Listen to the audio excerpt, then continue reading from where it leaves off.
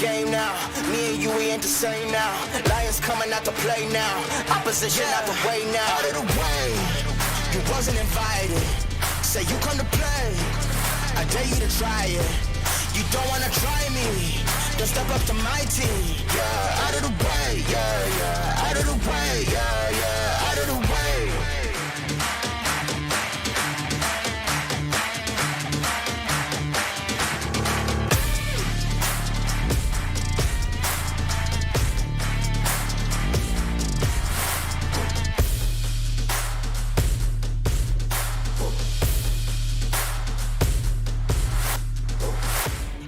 Game now, me and you, we ain't the same now. Lions coming out to play now. Opposition out the way now. Out of the way, you wasn't invited. Say you come to play, I dare you to try it. You don't wanna try me, then step up to my team. Yeah, out of the way, yeah, yeah. Out of the way, yeah, yeah. Out of the way.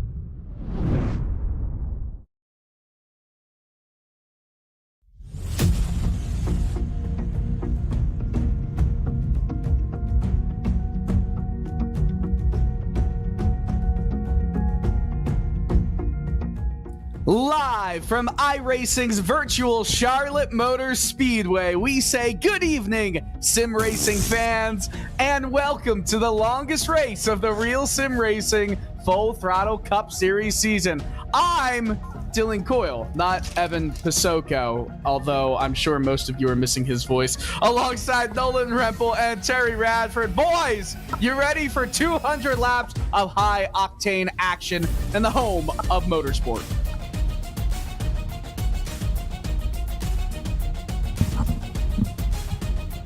It's going to be one fun night of racing indeed as we get ourselves set to go racing here in this one. It is, of course, America's home for motorsports. It is home not just to the Charlotte Motor Speedway and the Charlotte Road, but, of course, the dirt track at Charlotte and perhaps more infamously, the ZMAX 4Y Dragway. But here tonight, it is the 1.5-mile oval we'll be racing on for the longest race of the season, 300 miles. It's going to be a real test of endurance here tonight. Look at the schedule as we currently see it. May 22nd, round 10. It's on the list as the 13th race in the schedule, but two duels and the All-Star race from last weekend were taking precedent.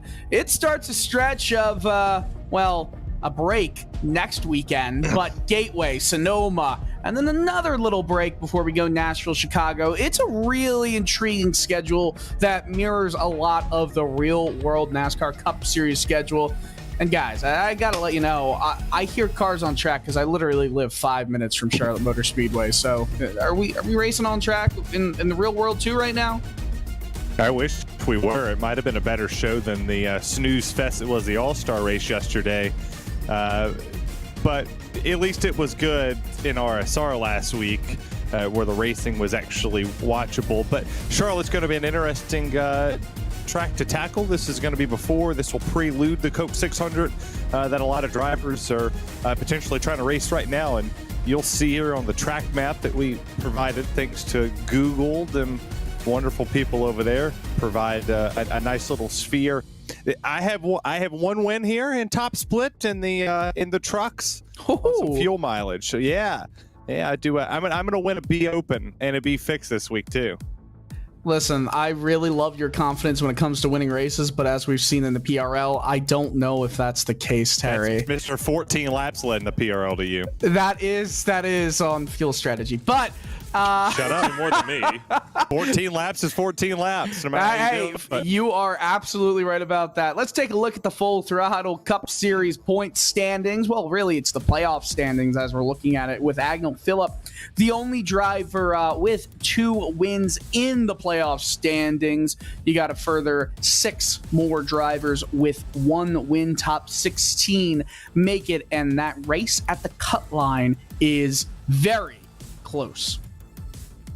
It is extremely close still at that cut line between Ryan Dunkelberger and Jaron Wymester. 1 point separated them. Of course, it was very tight all the way down and straight in towards the final race last season as well. So I feel like the gaps we're seeing here, it's not going to change all that much. It's always going to be, I think, between 5 and 10 points. The only big difference is going to be kind of who's going to be around that bubble mark. Yeah, absolutely, Nolan. That bubble mark with a bunch of drivers around 4 points apart for position number 16.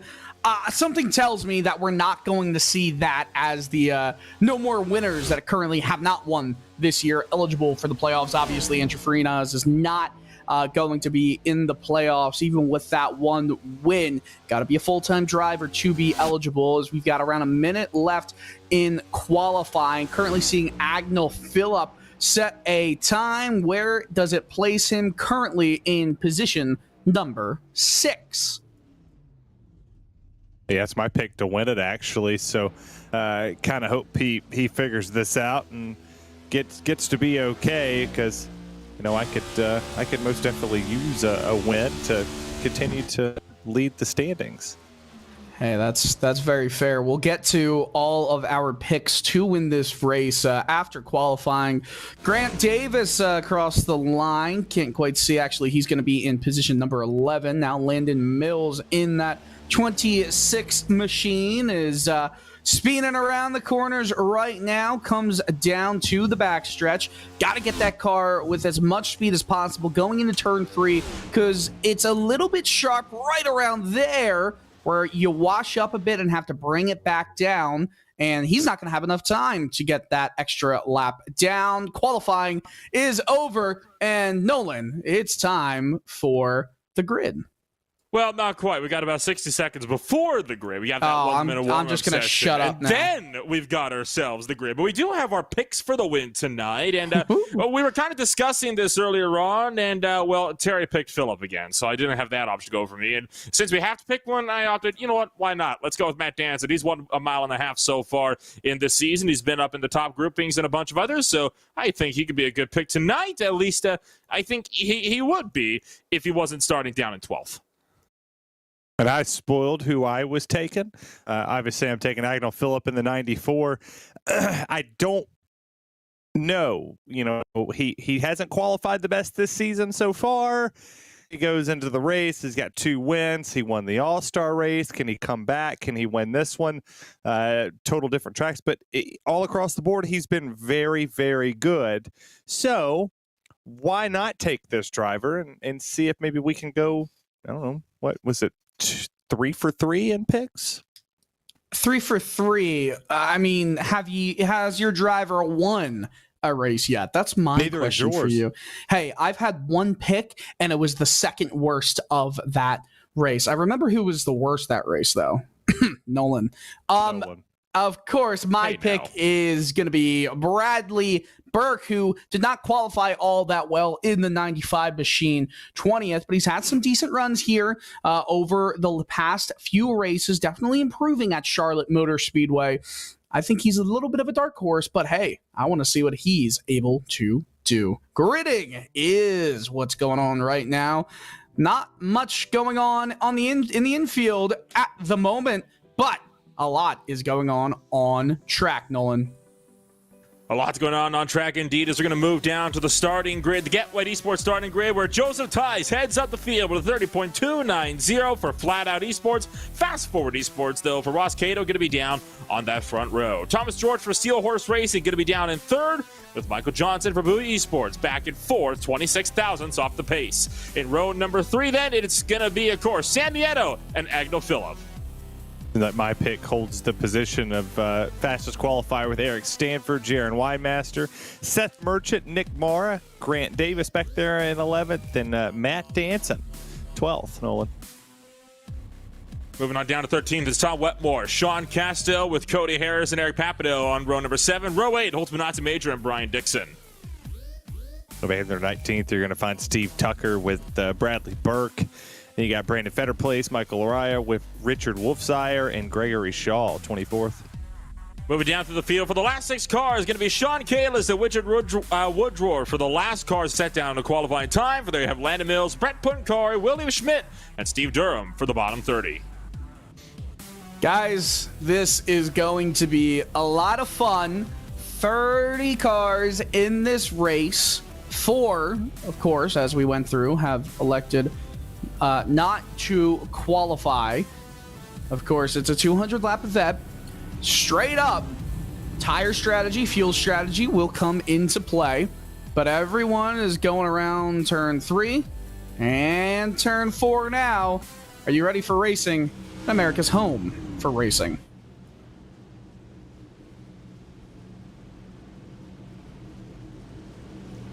Pace car gets ready to pull off. It goes down pit lane. Joey Tice going to lead us to green in the number 5 machine. Green flag in the air. We're underway here at Charlotte Motor Speedway.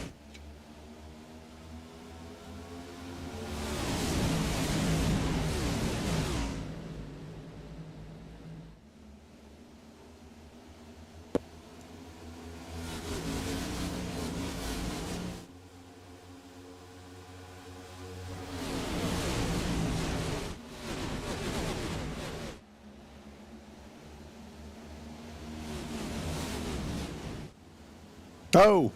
Already wrecking down into the infield. Caution is out.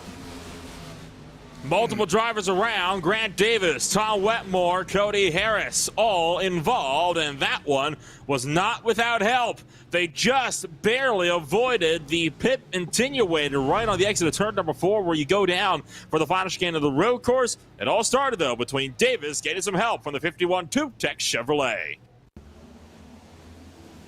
Take a look at that replay right here as they're in turns 3 and 4. Dancing right there. Cody Harris goes to the outside. Oh, it's just a checkup. Oh, man. That was almost into the wall. That could have been bad. Yeah, that could have been. I mean, they hit the chicane right there, and I remember the last time we watched an exciting race here with Johnson and Martin Truex Jr. wrecking in that chicane, and now here we sit here. So, Nolan, as you're reporting, Wetmore definitely has some damage on that vehicle. And how big is the damage? Is it going to be something that is going to be detrimental? Think he could stay out?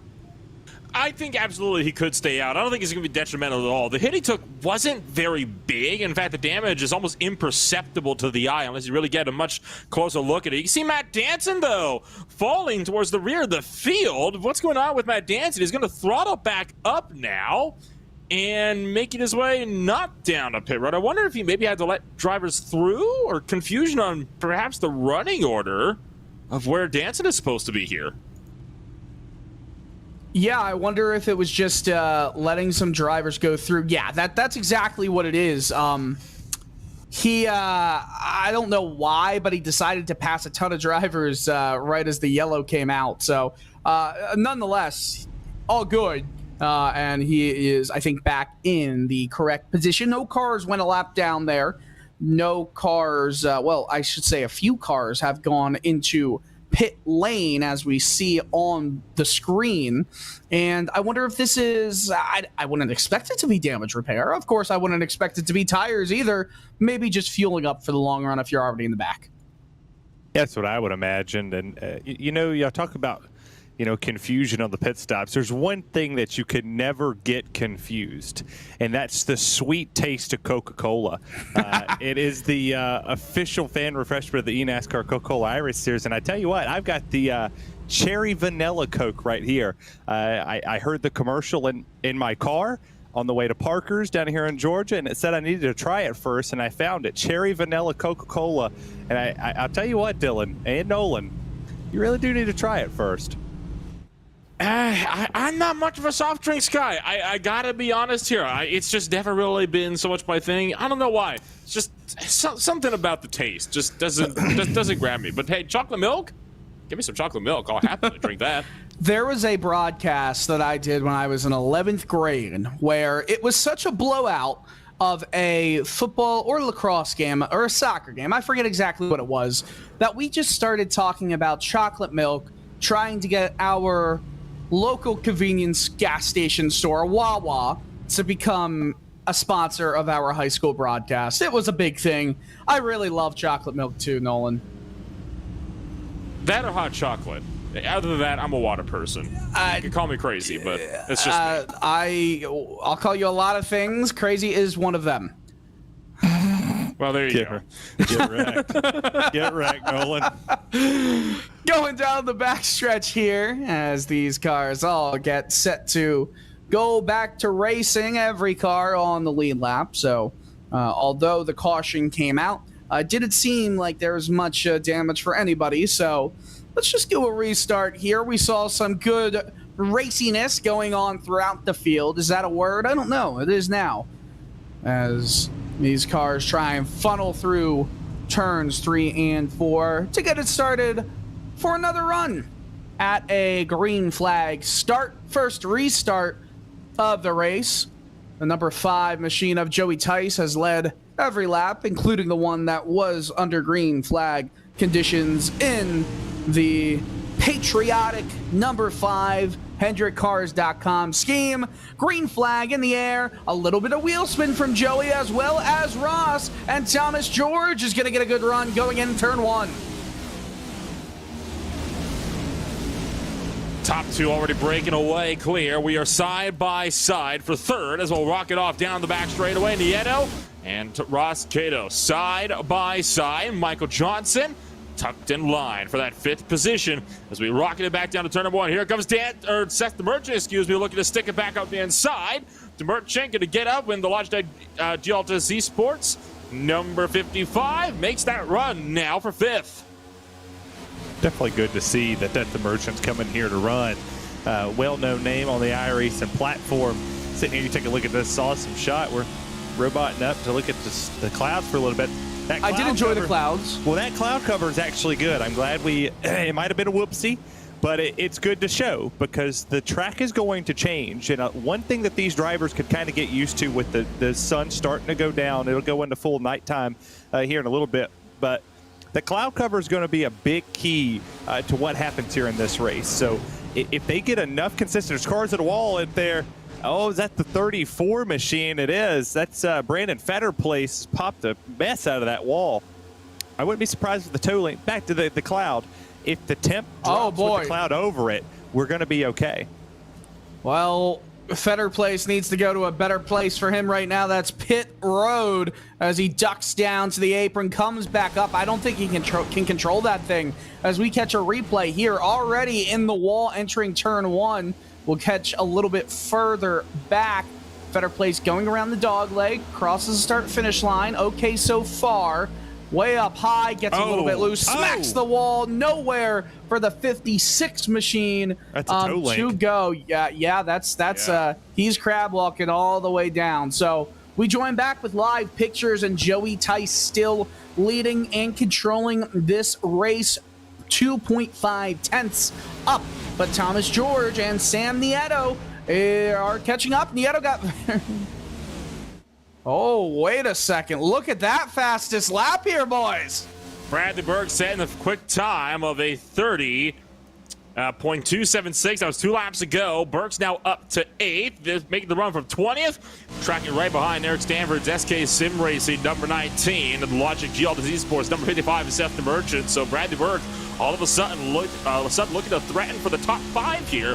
Going to try to find a way through on Seth DeMerchant. DeMerchant gets stranded up on the outside, has to lift out as he tracks into the third groove. Terry, it's always difficult to really get a good run when there's 2 cars right in front of you. I feel like Charlotte is even more difficult for that because it's not the widest track, right? We go from Texas, which is a parking lot for turns 1 and 2, to Charlotte, which is really just 4 lanes, if you want to call it that. 3 lanes going through the turn where you can comfortably go, but making a 3 wide here is a recipe for disaster. It is, and you see 2 wide racing right there. Danson, Winemaster, Landon Mills. You got Lariah out there trying to force it 3 here. Maybe he'll get it in there. Yeah, 3 wide. Oh, boy. A little bit. There's a line to the bottom. You could get 3 wides. You see, we have plenty of space. You could run the line all the way up to the outside, not touch the wall, but get right up on that wall. And my thing, we just showed Bradley Burke having the fastest lap so far. That's early. It's really early to push it. I know he's picked up the most spots, but I would just be afraid maybe he's burning it up too much. It's a long race, the longest race we'll have all season. Track position's key, but he's going to need a caution to fall. The moment he starts to fall off the pace, he's going to need a caution to come out to cycle everybody on the same strategy just to see if he can hold it up here inside this top 5. And who knows how likely that is. These are some of the best iRacers on the platform when it comes to oval stock car racing. I mean, we were just talking about the iRatings of these drivers, and while iRating is not the only tool you should use to kind of judge driver ability, when you have a really high iRating, it's because you can get around these tracks and make positions up based upon the ranking you enter official races on the service. And that average iRating, it's in the 3,000s here. So it's really solid. I believe I would be 3rd to the bottom on this list. And we were talking as well as earlier as I would be fully at the bottom. Oh, we know. I didn't want to say that. It's a reality that I've come to accept at this point. That's how it is for a lot of leagues. And, you know, there was one league. We all know Ivra, how they used to have that Club Cup series. Yep. Thought I was going to actually do good there because I still love driving the Mazdas, and I thought I was pretty quick in those. So imagine when I put down a lap, 4 seconds past my personal best, still about 5 seconds off the pace of the leaders at Road America. That was when I guess I got a bit humble in regards to that one. Ross Cato making the move for 5th place down the inside of Thomas George. It's going to be the pass for 4th as George lost that final podium spot earlier this lap, and now going to be put under the bubble spot at the top 5. And look right behind Seth DeMerchant, really wants to run. He's going to try and push Cato to in front of George. I think it's not going to work DeMerchant's way. And now George fights back on the outside here. Gets a little bit washed up on the exit of 2. Cato still side by side. Momentum going George's way. They're not going to be clear, though, heading into 3. And look just up the road. Bradley Burke makes it in the 3rd, right behind Nieto, who has formed a blanket with Joey Tice. Lap 17, mate. Don't count those chickens before they hatch. Hey, raw speed's raw speed. Burning tires is burning tires too. Okay, fair enough. I digressed on that one. Sponsorship plugs are sponsorship plugs too. You know what I mean? I throw them out there. You know, I hold my own with the best of them. But my thing is so. A lot of people don't understand that this can be a 2-wide racetrack. And you see right there, Ross Cato, he couldn't make the pass on the bottom. He went up to the outside. Smart move. As he got DeMerchant underneath him. If you roll that outside lane, you carry a little bit more momentum. You're not slowing down as much, but you're eating. There's just a little bit more up there on that outside lane. The bottom is more conservative, more just kind of roll it a little bit. But as the run progresses and the nighttime kicks in, we'll get some more grip into this racetrack. Rubber will be down. You just have a lot more raw speed in this racetrack. By the time we get around lap 100, lap 120, that final 80 is going to be really crucial. They always say in the 600, you got phases to this race. Phase 1 is going to be the daytime like we have now. Phase 2 is when the sun sets, and phase 3 is when the nighttime hits. I think once we get to that second and a quarter phase, we're going to go see a lot of these drivers that's been mired back here, 8th through 15th. It's going to start creeping up to the front. Yeah, that's an awesome point there, Terry, those 3 stages. And I think it comes a little bit as we see a little wiggle there from DeMerchant. I think it's definitely going to start to play in here. Now, this is 2 times speed in the sim. The current date set for this is May 28th. It's the date of the race this weekend. And it is set right now at 6 o'clock or somewhere around that, if I'm not mistaking my 24-hour time, and it's going at 2 times a second. So we're pretty much getting that exact start time with the exact end spot when it comes to the time and date. By the way, look up front. Joey Tice, Sam Nieto, side by side. Nieto edges ahead in the entry to the corner. How about on the exit? Not going to have the momentum. Not going to have the momentum this time by. We'll tuck in line as we rocket down into turn numbers 3 and 4. But Nieto is right there. That's one of the big things about Charlotte Motor Speedway. The draft is so heavy at this mile and a half in particular. It's almost a scaled down version when it comes to the draft of Atlanta. The draft is so heavy, but not to the point where it becomes a full-on pack race, but you can tell it's not too far away. You don't have to get packs this bunched up at tracks like Chicagoland or even at stuff like Vegas this deep into a green flag run. While, yes, it's mostly single file, you're still never really able to break away from these guys. That's what makes racing at Charlotte Motor Speedway so entertaining as Nieto will continue to work on Joseph Tice, trying to put the HendrickCars.com Chevrolet back out of the lead. Where would you guys rank Charlotte in the mile and a half tracks in the current NASCAR Cup Series calendar? Because I don't know where I'd rank it exactly, but I know it's one of the top ones along with, for me, Kansas. That's a stretch. I mean, I'd put it up there. It's produced the best. It has produced the best next-gen race on the planet, or at least that what we have had. The Coke 600 was absolutely phenomenal. The incredible last year. You had more grooves. It was 2-3 wide racing throughout the race. You could get a real big run. You could pull out, but then you couldn't hold on. You couldn't maintain it. I would say on the sim, and God forbid anybody takes this the wrong way. I'm not bashing iRacing. Don't punish me for it. I think it's a crap track on iRacing. I don't know if it was if it doesn't fit my driving style, which I'm aggressive at points, but I also try to be conservative. I think the Xfinity car drives really well here. The trucks drive like crap. In the next gen cars, it's just too much of an accordion where everybody's just in the same spot the entire time. Interesting. I think for me, if I had to kind of put a number on it, I would put Charlotte Motor Speedway as number 2 above Kansas Speedway, and the sole reason for that. We'll get back to that in a moment as the yellow flag has just flown. We got a spin on the back straightaway, a couple cars around on the back straightaway. Sean Kalis, you mentioned it into the inside wall, and Richard Wolsifer, the driver that we saw get into trouble earlier, had a moment as well. We'll see what actually happens when we go to the replay, and boys, 3 wide. 3 wide off the corner. Kalis gets pinched in the middle as Wolsifer just comes up. Wetmore Just a sandwich. Tanked. If there was nothing Kalis could do there, I think that was all on Richard Wolsifer, because, I mean, Kalis left room.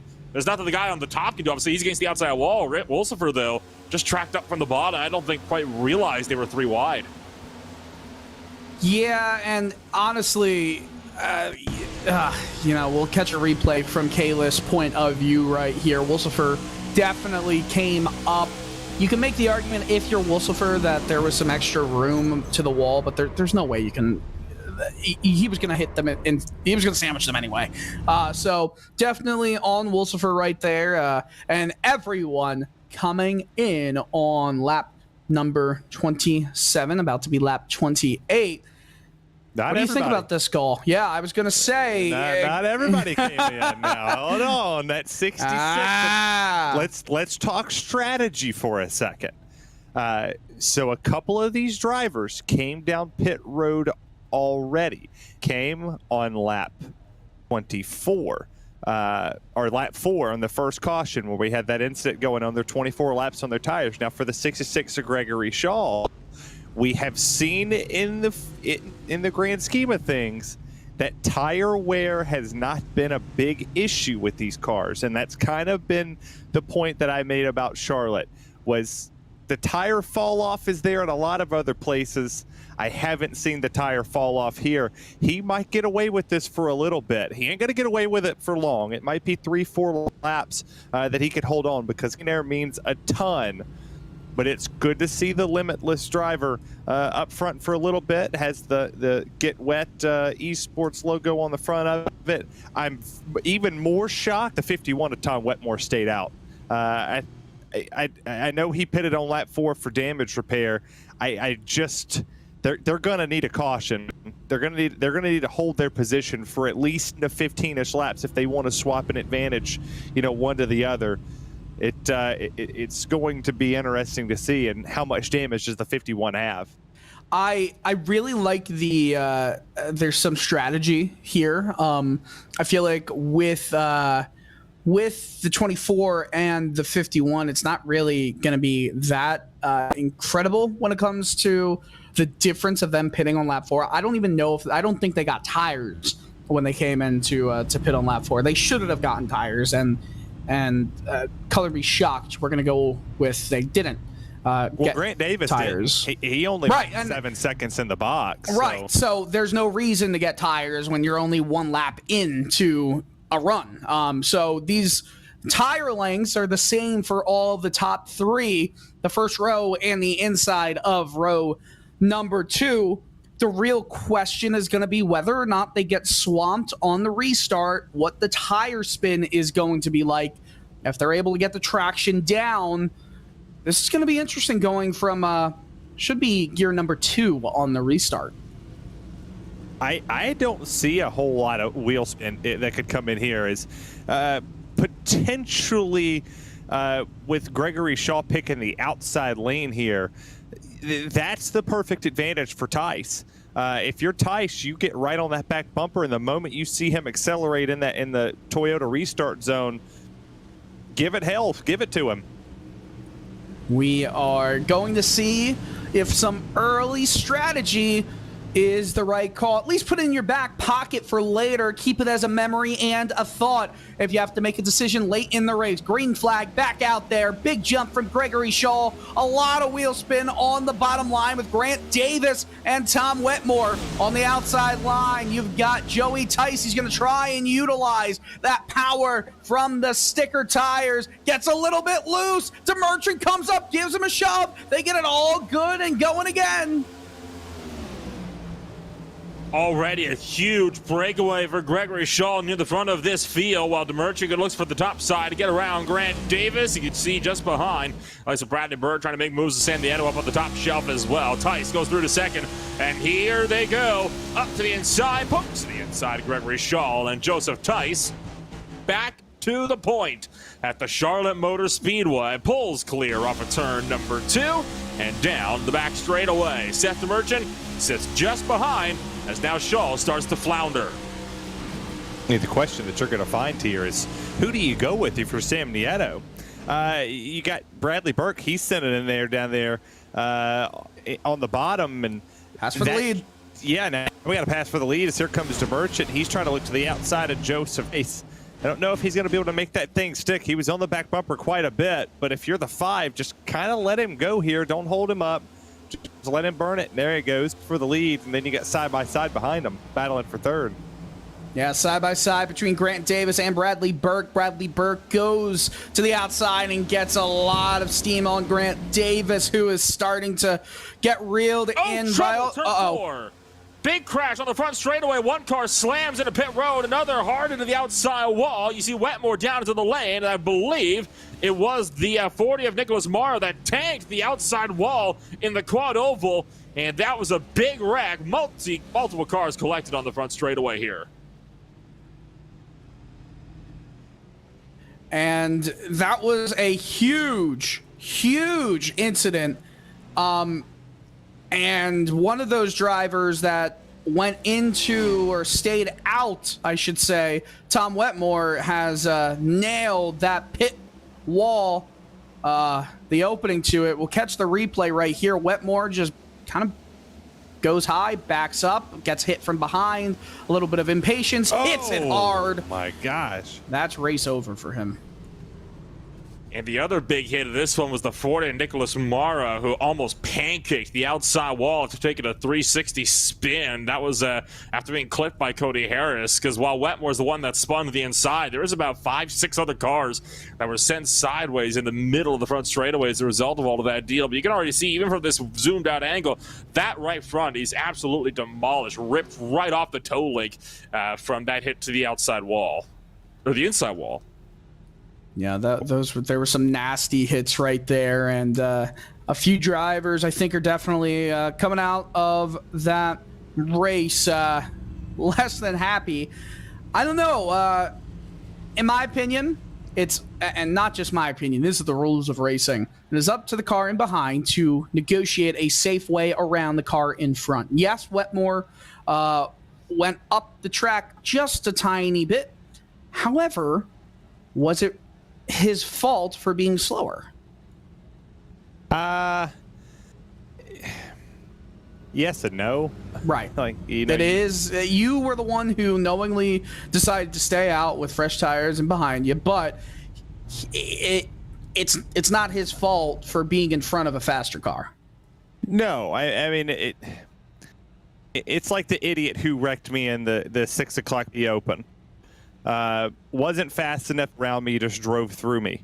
And you know what, you could be mad if you're the 51 of Tom Wetmore right here, but in all honesty, you're 3 wide. The person on the bottom could have been a little bit more bent.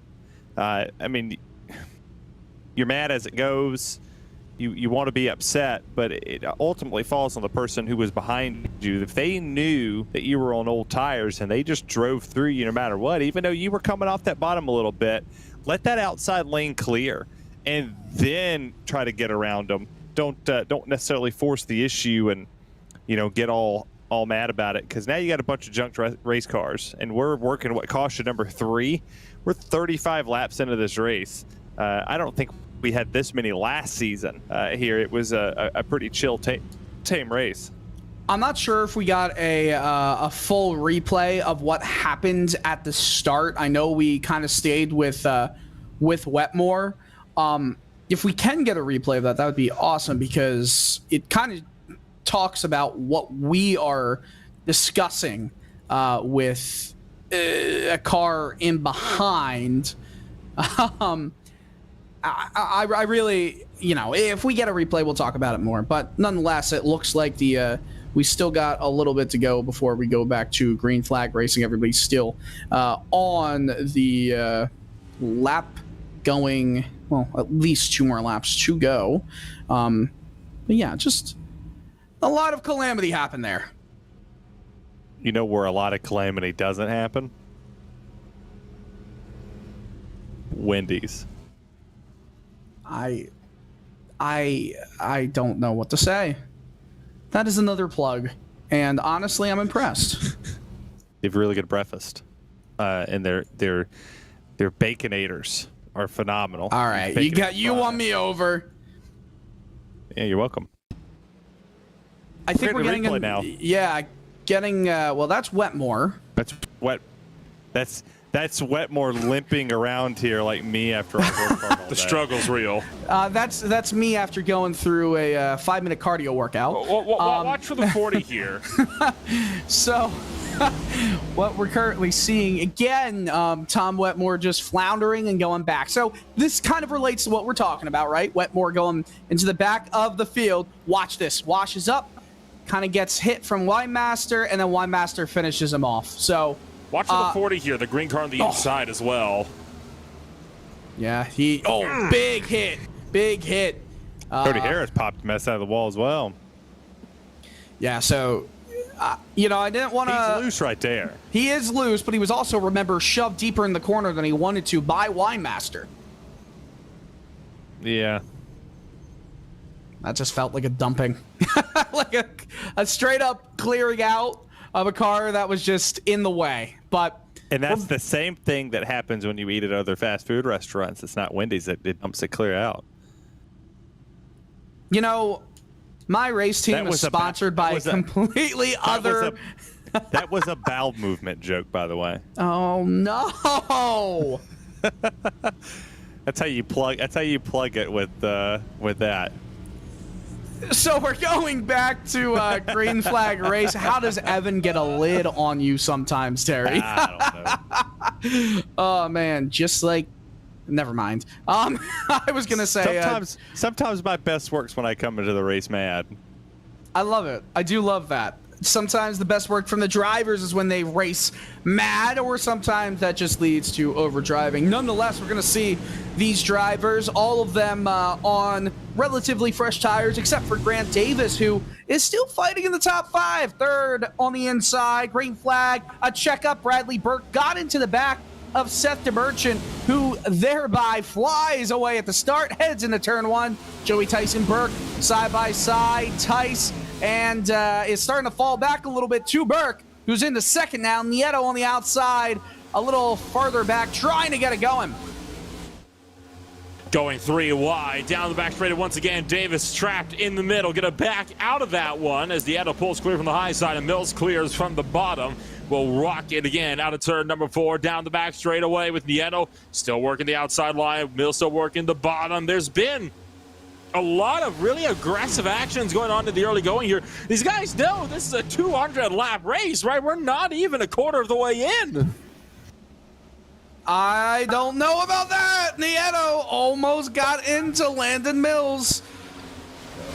Landon Mills not excited about some moves that Sam Nieto just made. He's trying to ride that blue and white line separating the track from the apron really hard. Got some a little bit loose, and he loses the spot fully to Nieto. He's in P5. Yeah, Landon is a it's a tough big wreck in turn 1.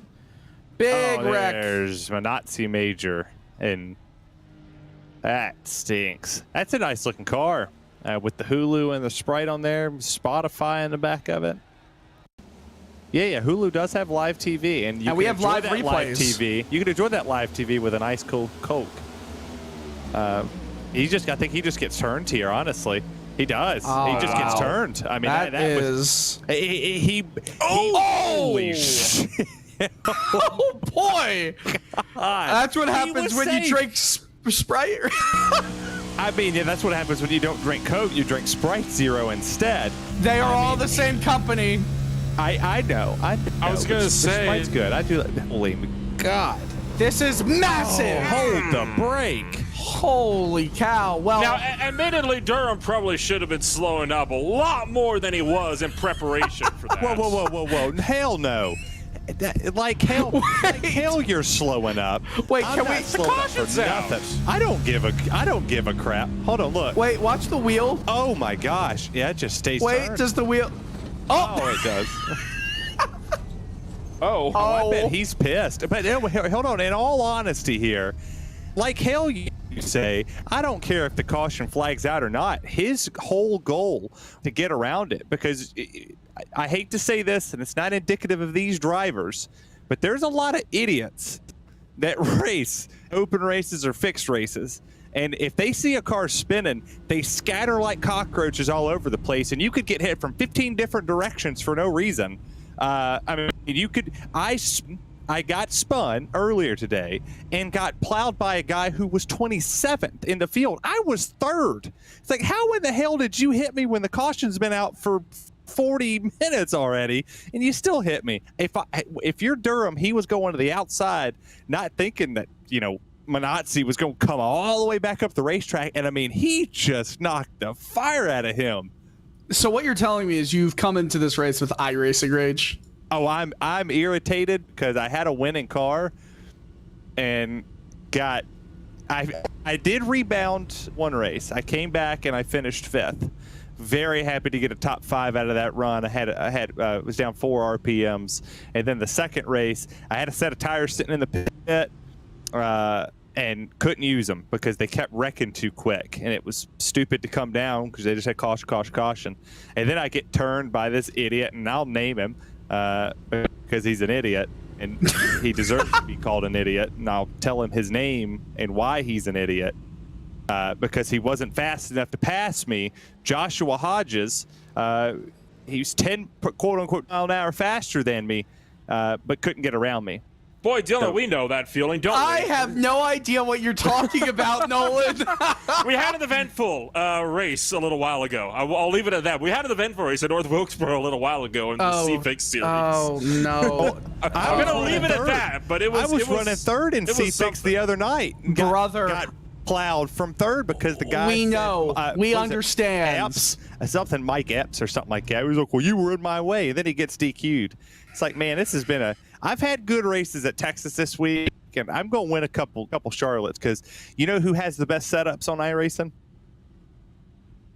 Elite EPI, Elite Performance Industries. I know that's against the norm, but they're better than the other official thing.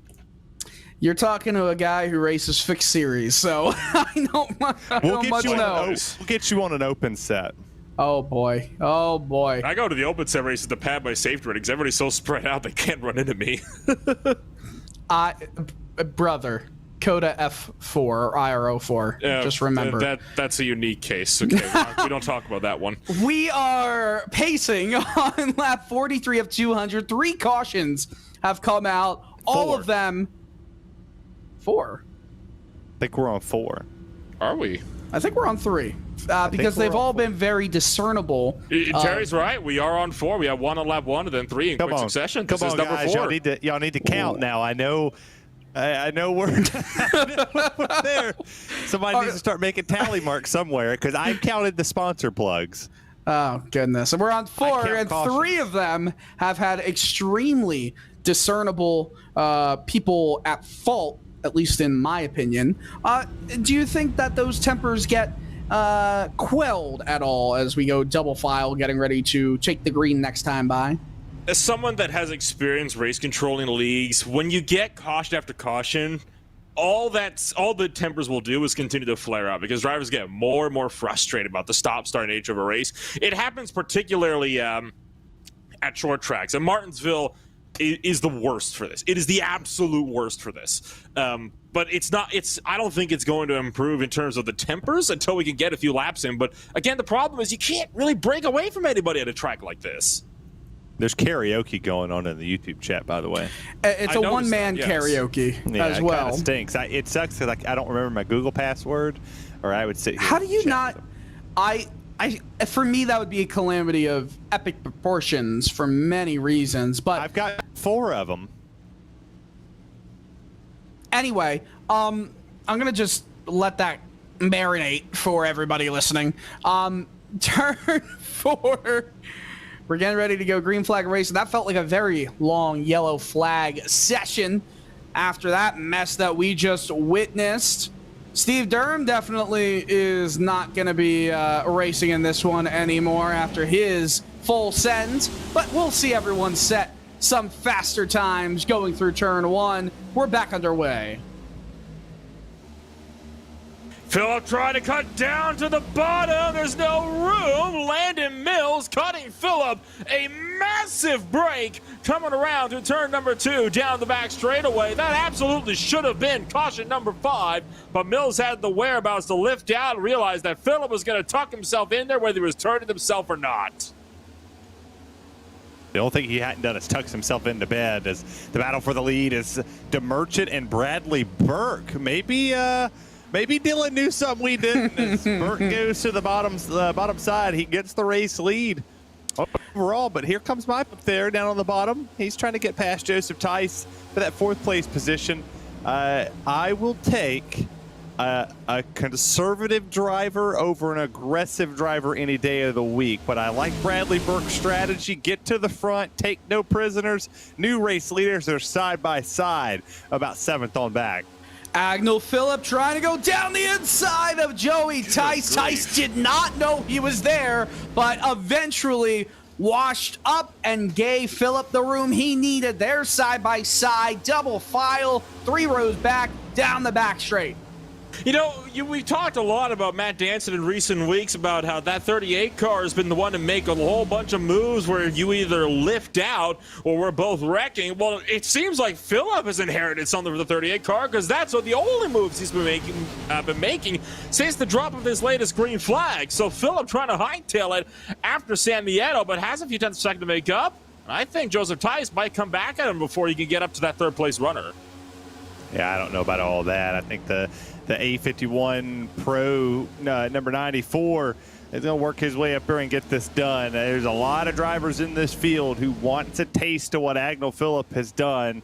Last year's champion, Winter Series champion, coming to put a 2-peat on him and win 3 straight RSR titles, mixing the winter and the regular. As you look at Landon Mills right here, would be really good to see Landon stay in here the rest of the season. I know he had commitment that came to Road to Pro. He had some other commitments that kind of fell into this. It would be very nice to see him just come in here and make a name, well, a bigger name for himself, but an RSR competition make a name and just have a little fun. Just kind of let all the other stuff just roll off his back and come out here and have a good time with these competitors. A lot of Coke drivers have here. A lot of late model champions have come out of this series too. As you take a look at Michael Araya, he looks up at that 26 Battle Beaver machine. Can he make this pass happen? Only 4 drivers not on the lead lap, which is kind of a miracle with all the wrecks that we've had, all the big wrecks that we've had in the first quarter of this race. And by the way, that is the full 25% mark already done here. 50 laps in, 150 to go. Top 3 starting to separate themselves from the rest of the top 10 in due order. But you see, going to 3 and 4, still side-by-side racing. Landon Mills really liking that high line, using it to his advantage. That's position number 5. Down for that 5th position now as we'll look back to Michael Araya. Gets around Joseph Tice for 6th as Landon Mills continues to try to march his way up towards the back end of Agnell Phillip for the first time. For one of the first times this field started to single file out as Araya We'll jump to the bottom of the Battle Beaver Chevrolet. A little bit of a pinch there off of turn 4 for the 26 to the 44. Lorian, the Sim Speed Shop Chevrolet, continuing to work on this field as he'll punch his way up to the top 5. Here comes Joseph Tice, tried to make the look for 6th and following through, but there was no room. So this is interesting as the conditions have started to change a little bit. It used to be 94 degrees on track. Now it's 89 degrees track temperature. Joey Tice has also started to fall back. He was running in the top 2 for the majority of this race. Obviously was in the lead for, honestly, the majority of this race. He's fallen back to just under 2 seconds behind Bradley Burke for the race lead. Do you think he's struggling a little bit with the changing conditions? Yeah, drivers' cars are going to fall off throughout the entire night. And we're going to see when that second phase starts to kick in, and it's starting to creep. I mean, the sun's no longer over this racetrack. We're not depending on cloud covers. The sun's behind the grandstands. We've got full, complete shade over the Charlotte Motor Speedway. I think at this moment, you're starting to gain just a little bit more grip. You're starting to gain just a little bit more around here. That outside lane's particularly starting to pick up. You're just conserving. This is the conservation time as you look back here with a couple drivers that's been involved in some incidents here this afternoon, the 24. But now the sun peaks back out just a little bit right there. You had some sunshine. But this is going to be it's going to be interesting to see what driver puts themselves on a pedestal. Maybe it's Bradley Burke. Maybe he figured it out. Ain't no sunshine when she's gone. There's an imposter out there of you, by the way. Yeah, I saw that. He's not as good looking. You know, the really funny thing is that it was actually me commenting from my account that is not my YouTube account. Who just whispered gorgeous? Was it you, Terry? No, I think it was somebody that hacked our radio. I am... I don't know what to say to that. What? Was it you? No. I'm gorgeous. I appreciate it was that. Josh. You know, I think it was Josh. Oh, Josh, our producer. Our producer. Oh goodness, Joey Tice. I'll tell you what. That's a gorgeous paint scheme. Number 5 machine winning last night's return to North Wilkesboro Speedway for the NASCAR Cup Series All-Star Race. A dominant performance. Bubba Wallace finished 2nd. And just a note, if you hate what Bubba did or said or anything, don't watch me then. Don't watch Terry Radford. And honestly, don't watch us. Good point. Well, as we continue to work our way through, if I may, I'd like to double back on our conversation. You may not. Okay. Keep going. I was about to say I'll be quiet now then, but remember we were having to talk a little bit earlier about where we would rank Charlotte Motor Speedway. I got rudely interrupted by a caution flag. We have not had the chance to double back to that since. I was going to mention I would rank Charlotte Motor Speedway 3rd. That thing. Come on, I know I said 2nd. I've changed that to 3rd in the last little while. Wow. But it is ahead of Kansas Speedway because I feel like Kansas Speedway has a tendency to get very one-lined around the top and passive becomes a premium around the bottom. That's not a problem that Charlotte tends to have very much, but I rank it just behind Atlanta Motor Speedway. Atlanta Motor Speedway is 2nd because the pack racing is a little gimmicky, I feel, but hey, it's still entertainment. And then, of course, Las Vegas Motor Speedway has to be at the top. I think that's the only mile and a half, one of the few, where it's not a cause of track service, but it's just the way the track races that allows us to have some entertaining races so consistently every time we go out there, regardless of what car it is. It also helps that all the teams are located within around an hour, so if they need to go back and get parts or anything from the shop, it's right there. If they want to change something real quick, it is right there. Obviously, that's changed a little bit with the next-gen car, with fewer modifications being allowed. It almost turns it into a Lego build, if you will. But nonetheless, it just makes it easy for everybody. And that's what so many people like about Charlotte Motor Speedway. As are we seeing a potential 3-wide? No, I think that Matt Danson was thinking about it. He might still be going for it. You see him kind of taking a peek. Oh, he almost gets touched by Tice. I think they did touch, and Tice was able to save it, but he's going to lose another spot. Yeah, I was interested to see, and it's very good to see that Grant Davis is still up here fighting for a decent spot in this field. He's riding up here in the 8th position, trying to find out when he pitted. He pitted 20 laps ago, so he's on 14 lap fresher tires than a lot of these drivers. So he goes up and he's able to make some passes. You see Ross Cato back here, about to pass Tice as well. A lot of these drivers came in around the same time that our leaders have. You've had some mix of strategies out there. There's a very interesting person in our chat, and it'd be the driver of a Coke driver, Kevin King, who raced here last season, that came up so close to win the RSR championship at Phoenix, and he didn't lose it by much, Dylan. Yeah, did not lose it by much at all. Kevin King, who reminded me. Won best paint too, by the way. Really? Yeah, won best paint and Coke for his throwback. I love that, actually. There's a lot of great throwbacks that we've seen in the real world lately, and I always like to see some similar styles, similar themes throughout all iRacing leagues as we continue to watch as Joey Tice gets in the wall. He's just floundering right now. He is just falling back and back and back. Started on the pole, has some damage on the right side. I don't think it's going to be heavy enough to really affect him at all, but just on the cusp of losing out on a top 10 spot as we go to lap 66 of 200 here in this 300-mile event.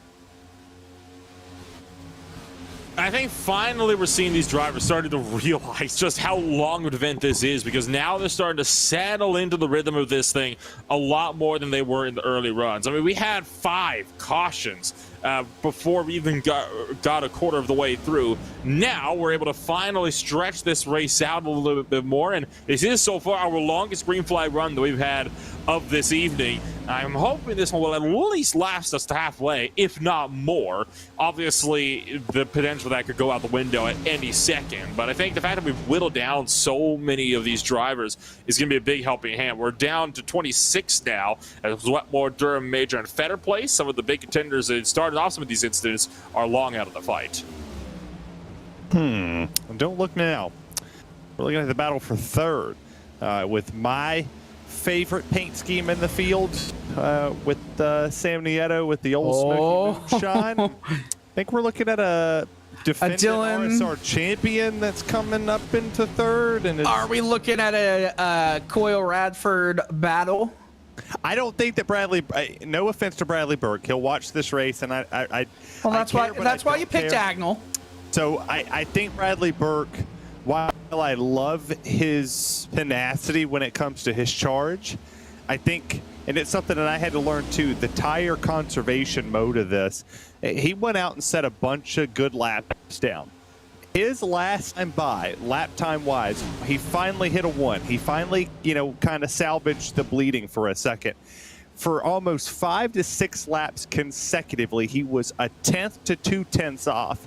That gap has dropped quite a bit. He was up over a second at one point in time over Seth the Merchant. It's now down to 2/10 of a second that he has this, and it is closing rapidly. I think he charged a little too much. He burnt that tire up, and now he's going to pay the piper because Seth the Merchant's coming, and he wants his payday. It's interesting. Bradley Burke, this is his 80. He was 3/10 off that time. Oh, yeah. He's starting to fall back a bit. This is his 81st race in the Full Throttle Cup Series in RealSimRacing. His first one being back in March of 2020. 12 top 5s, 26 top 10s, 2 poles, 0 on the win mark. And he's going to get passed on the outside here by Seth the Merchant, who Kevin King says in the chat will win this race. A bit of a squeeze. Burke goes up high, gets into him. Oh, we're all good, but that's a scary moment. And Burke, I think, is going to start floundering back as well, just like you were saying, Terry. Yeah, I think he burned him up. And Nolan, it's an uncomfortable feeling when you're behind the wheel of one of these cars, and either you're pushing tight or you're wicked loose. but all the way around at 95 is begging for a caution, at least for caution number 6 to fly over the Charlotte Motor Speedway. But you know what that says to me? This says I'm going to learn in the beginning part of the race. This is the longest race of the year.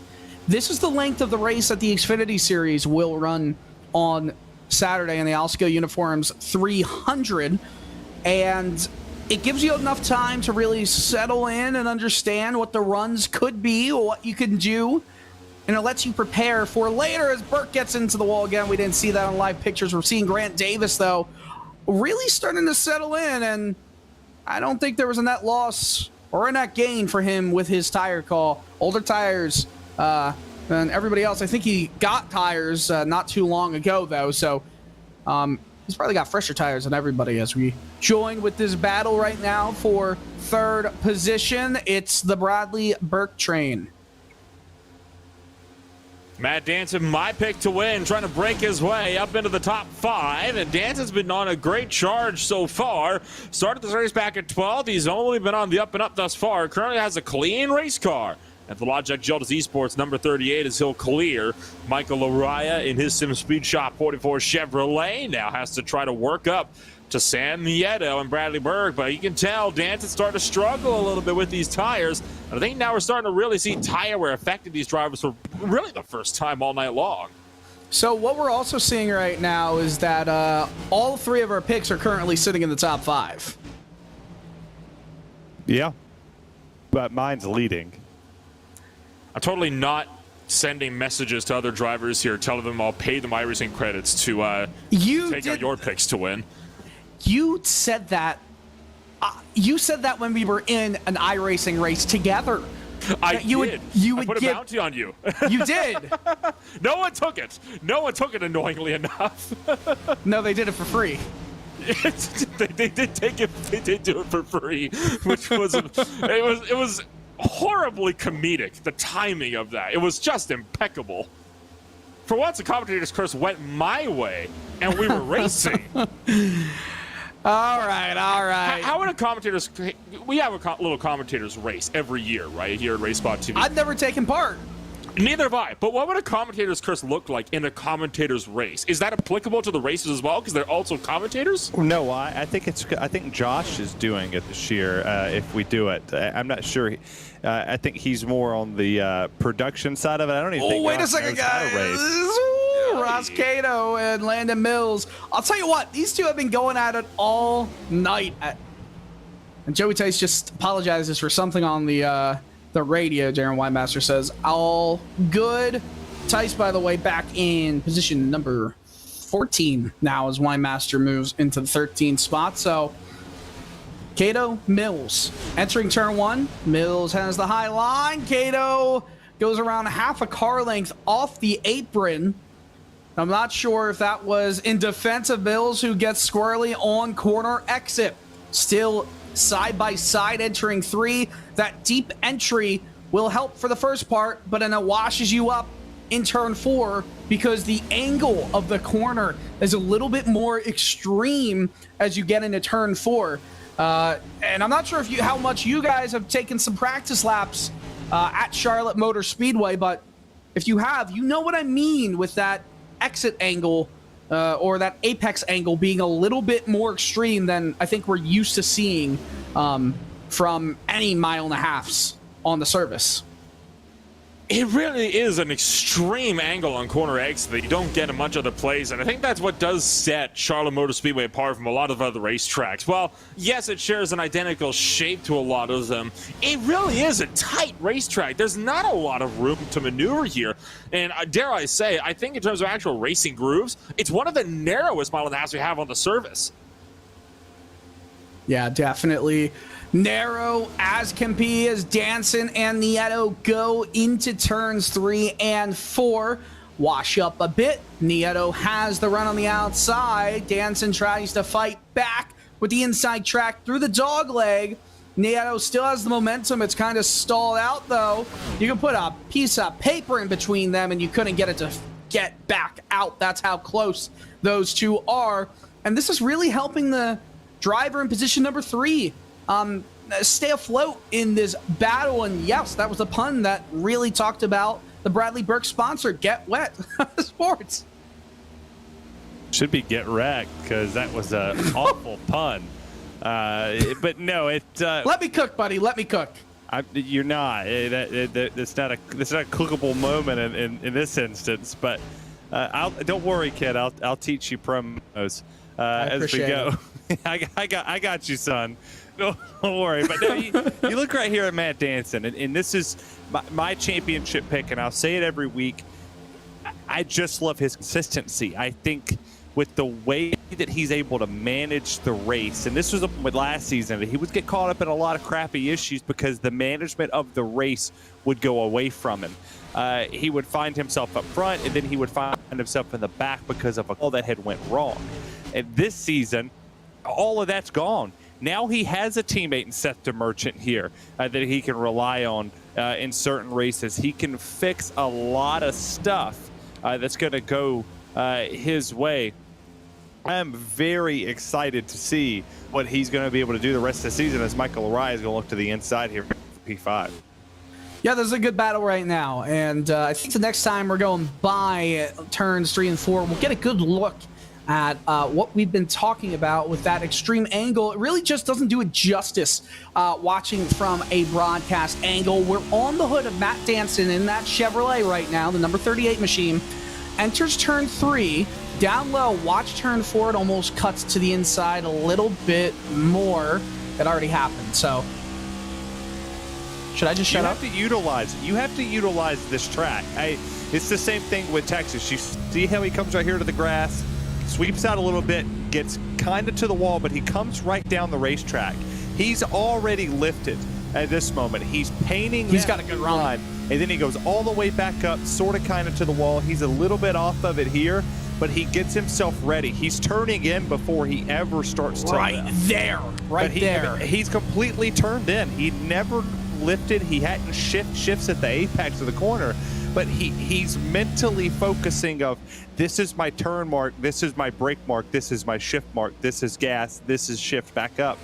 There's 20 different happening here at Charlotte. It's even worse when you're side by side. Look at this pack of cars. This is wild. Is this pack racing? I remember the All-Star race here a few years ago that was like this. Joey Tice gets a bump from Michael Johnson in behind. What is the holdup here? Someone's going to wreck. I just don't see this coming apart very easily without some very careful maneuvering. I think Landon Mills has kind of burned all his tires over the last little while because he has been dropping back a fair chunk. In fact, his laps as of right now on average, they're almost half a second slower than the laps he was turning just 10 laps ago. He has been burning his stuff up, whereas just about everybody else in this field, they've been running fairly consistently, and their laps only slowed up once they started to catch up to the likes of Landon Mills. Okay, so Joey Tice way up high, but Seth DeMerchant going into the pits. He is the first one to blink. Oh, look at that. Follow the leader. That's not a bad strategy.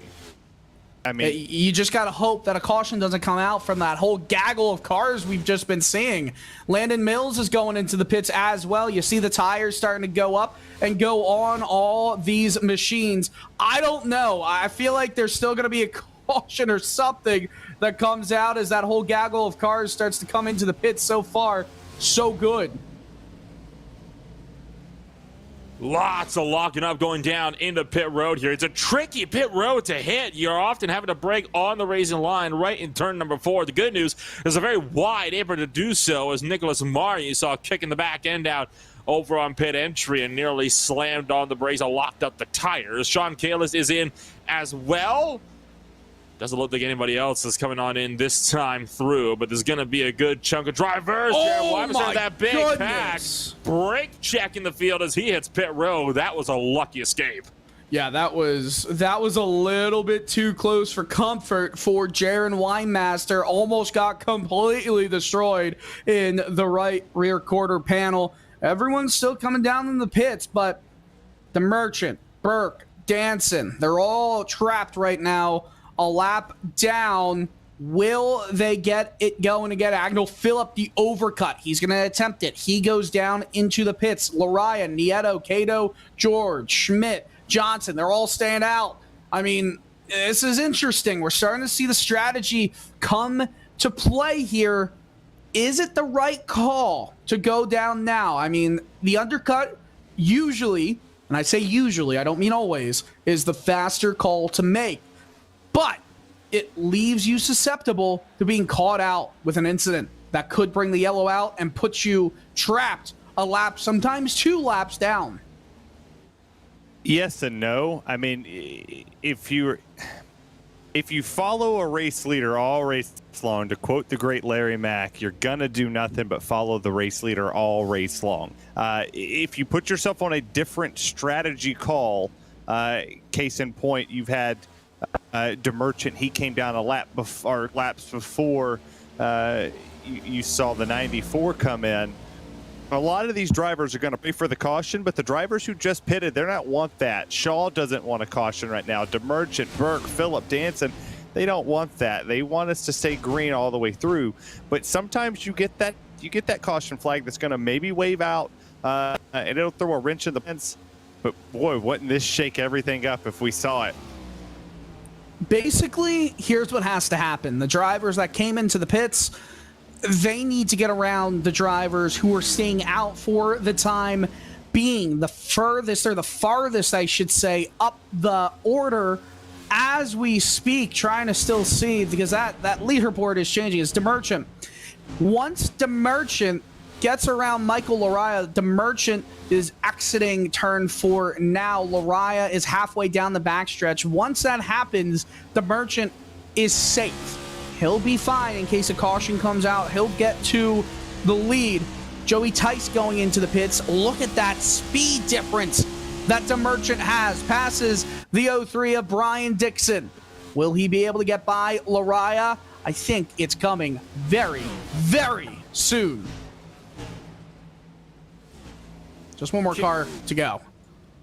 It can't be more than a few laps off at this point for Michael Araya. One of the few drivers are still waiting on to make that trip down to the lane. It'll be a tough ride, I think, though, to figure out who's all going to be run down to the lane. No! Out.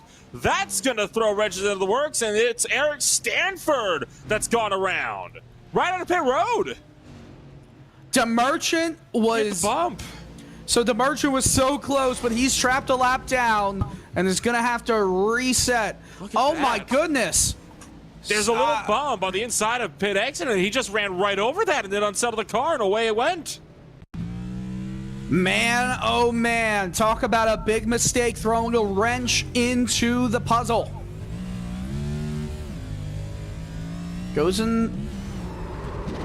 he just gasses up, and he gassed up while turning the wheel to the right. The car is already set up on a stagger to make it go to the left more. I don't know. That was just a pour out, and that's given the likes of Lariah, Nieto, Cato, George, Johnson, Davis, Casto, Pancari, Papineau, Tucker, Woodruff, and, well, no. Am I seeing this correctly, guys? Is Joey Tice staying out? Well, he was Oh my goodness, Tice was on pit road when the caution happened. So Tice went a lap down. He's 18th. He'll have to take the wave around here, but he's on the freshest tires. He's on the same cycle as what our leaders are going to be when they come around. But this is crazy because now it's going to be DeMerchant's going to be all the way in 12th. Dixon, Burke, Phillip, Danson will be your top 16. Man, this is going to be fun. I'll take the fault to that one. I'll take the fault. No, there's no caution. No, we all did. I mean, basically, for DeMerchant to be safe, he would have had to unlap himself, and he was a lap away, if that, 30 seconds away from doing that. If the caution comes out a lap later, he is restarting from the lead. The way it goes now, they're on a little bit older tires, and they're going to have to get the wave around. I'm pretty sure everybody pit. Yes, because the wave around was happening.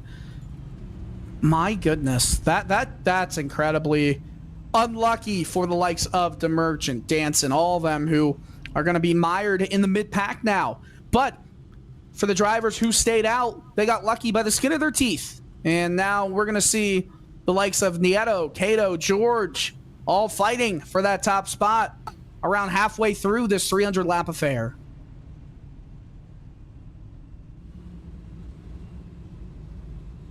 Light's not out on the pace car just yet. I'm seeing Sean Castro as a black flag for something in the Once loss it of the cleared. Chevrolet. Yeah, that's what I was looking at too, and I'm looking through it and I'm trying to find It's what cleared. that may have been for. I think what might have happened, maybe because I'm noticing the 5 of Joseph Tice kind of moving around a little bit right when he was headed to pit road. I wonder if Tice passed too many cars, Castro would have let him back through and failed to do so right before he hit pit road. Which obviously wouldn't be his fault if Tice passed him, super suddenly. There's nothing really he could do about that. Hey, I just remember getting a 29-second, a one-lap stop and go for that penalty at Texas. You remember that, Nolan? Oh, I do. Yeah, same case. Had to let a car through before coming to pit road. Had already the EOL. Came down to pit road anyway. We didn't think it'd matter because, it was an EOL penalty. We figured, let's just come down to pit road. Apparently, that's not how iRacing works. You have to let all the cars through before you come down to pit road. Even if you have an EOL, slap it with a one-lap stop and hold. And, that put a damper on that one. Just a bit. Just a bit. Lap 98. We're going to go on lap 99 of 200 here at Charlotte Motor Speedway. You guys want to hear something interesting? Not even race related, more just track related. With the whole NASCAR industry living around the Charlotte-ish area, usually if there's a track like North Wilkesboro, like was that a Coke? Yeah. Okay. Usually with the track that's around an hour and a half, 2 hours away from the Charlotte area, Darlington, North Wilkesboro, you carpool there and you have parking pass per team and all that stuff. With Charlotte, because everybody's just so close, they have an extra parking lot for hard card holders in addition to parking pass holders. That helps me literally 5 minutes away from the Speedway. You know what helps me in a long day?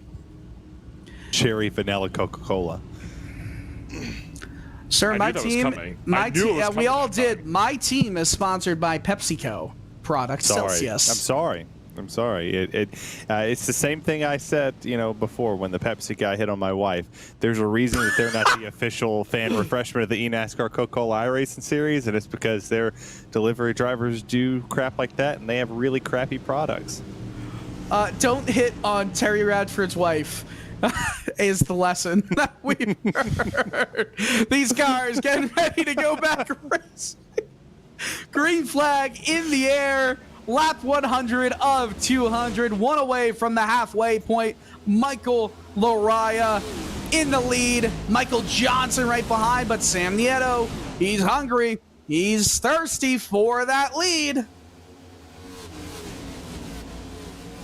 I had a good plug, but I'm not going to do it. He might be thirsty for it. You see the battle? There's Rick in the back. Big wreck down the back straightaway. Oh, my gosh. And there's Tice. Schmidt, Tice. Mara. I think Wetmore again involved and wrong on that one. Man. That's a weird incident, but that was all by himself. So Joseph Tice, there's actually two incidents here. Joseph Tice lost it, and William Schmidt lost it trying to avoid him. Oh, he tried to go underneath, and around he goes. Didn't hit nothing. Didn't hit nothing. Wow! What a save! Not so lucky. Some of the other drivers, including Nick Mara, who you see in the Look at that green backspin. machine. Look at that back. That's incredible. Son. That's Jimmy Johnson at Dover-esque. Oh, what the hell? That is Jimmy Johnson at another track. Oh! That reminds me of some hits that we typically see at Talladega or Daytona, where the asphalt is on the infield section on the backstretch. For some portions of it, drivers get turned. They can't get the car slowed down. They can't get it turned to the right, so they just smack the wall. Danica Patrick, years ago in the duels, if you recall. Was that the duels, or was that the Bud shootout?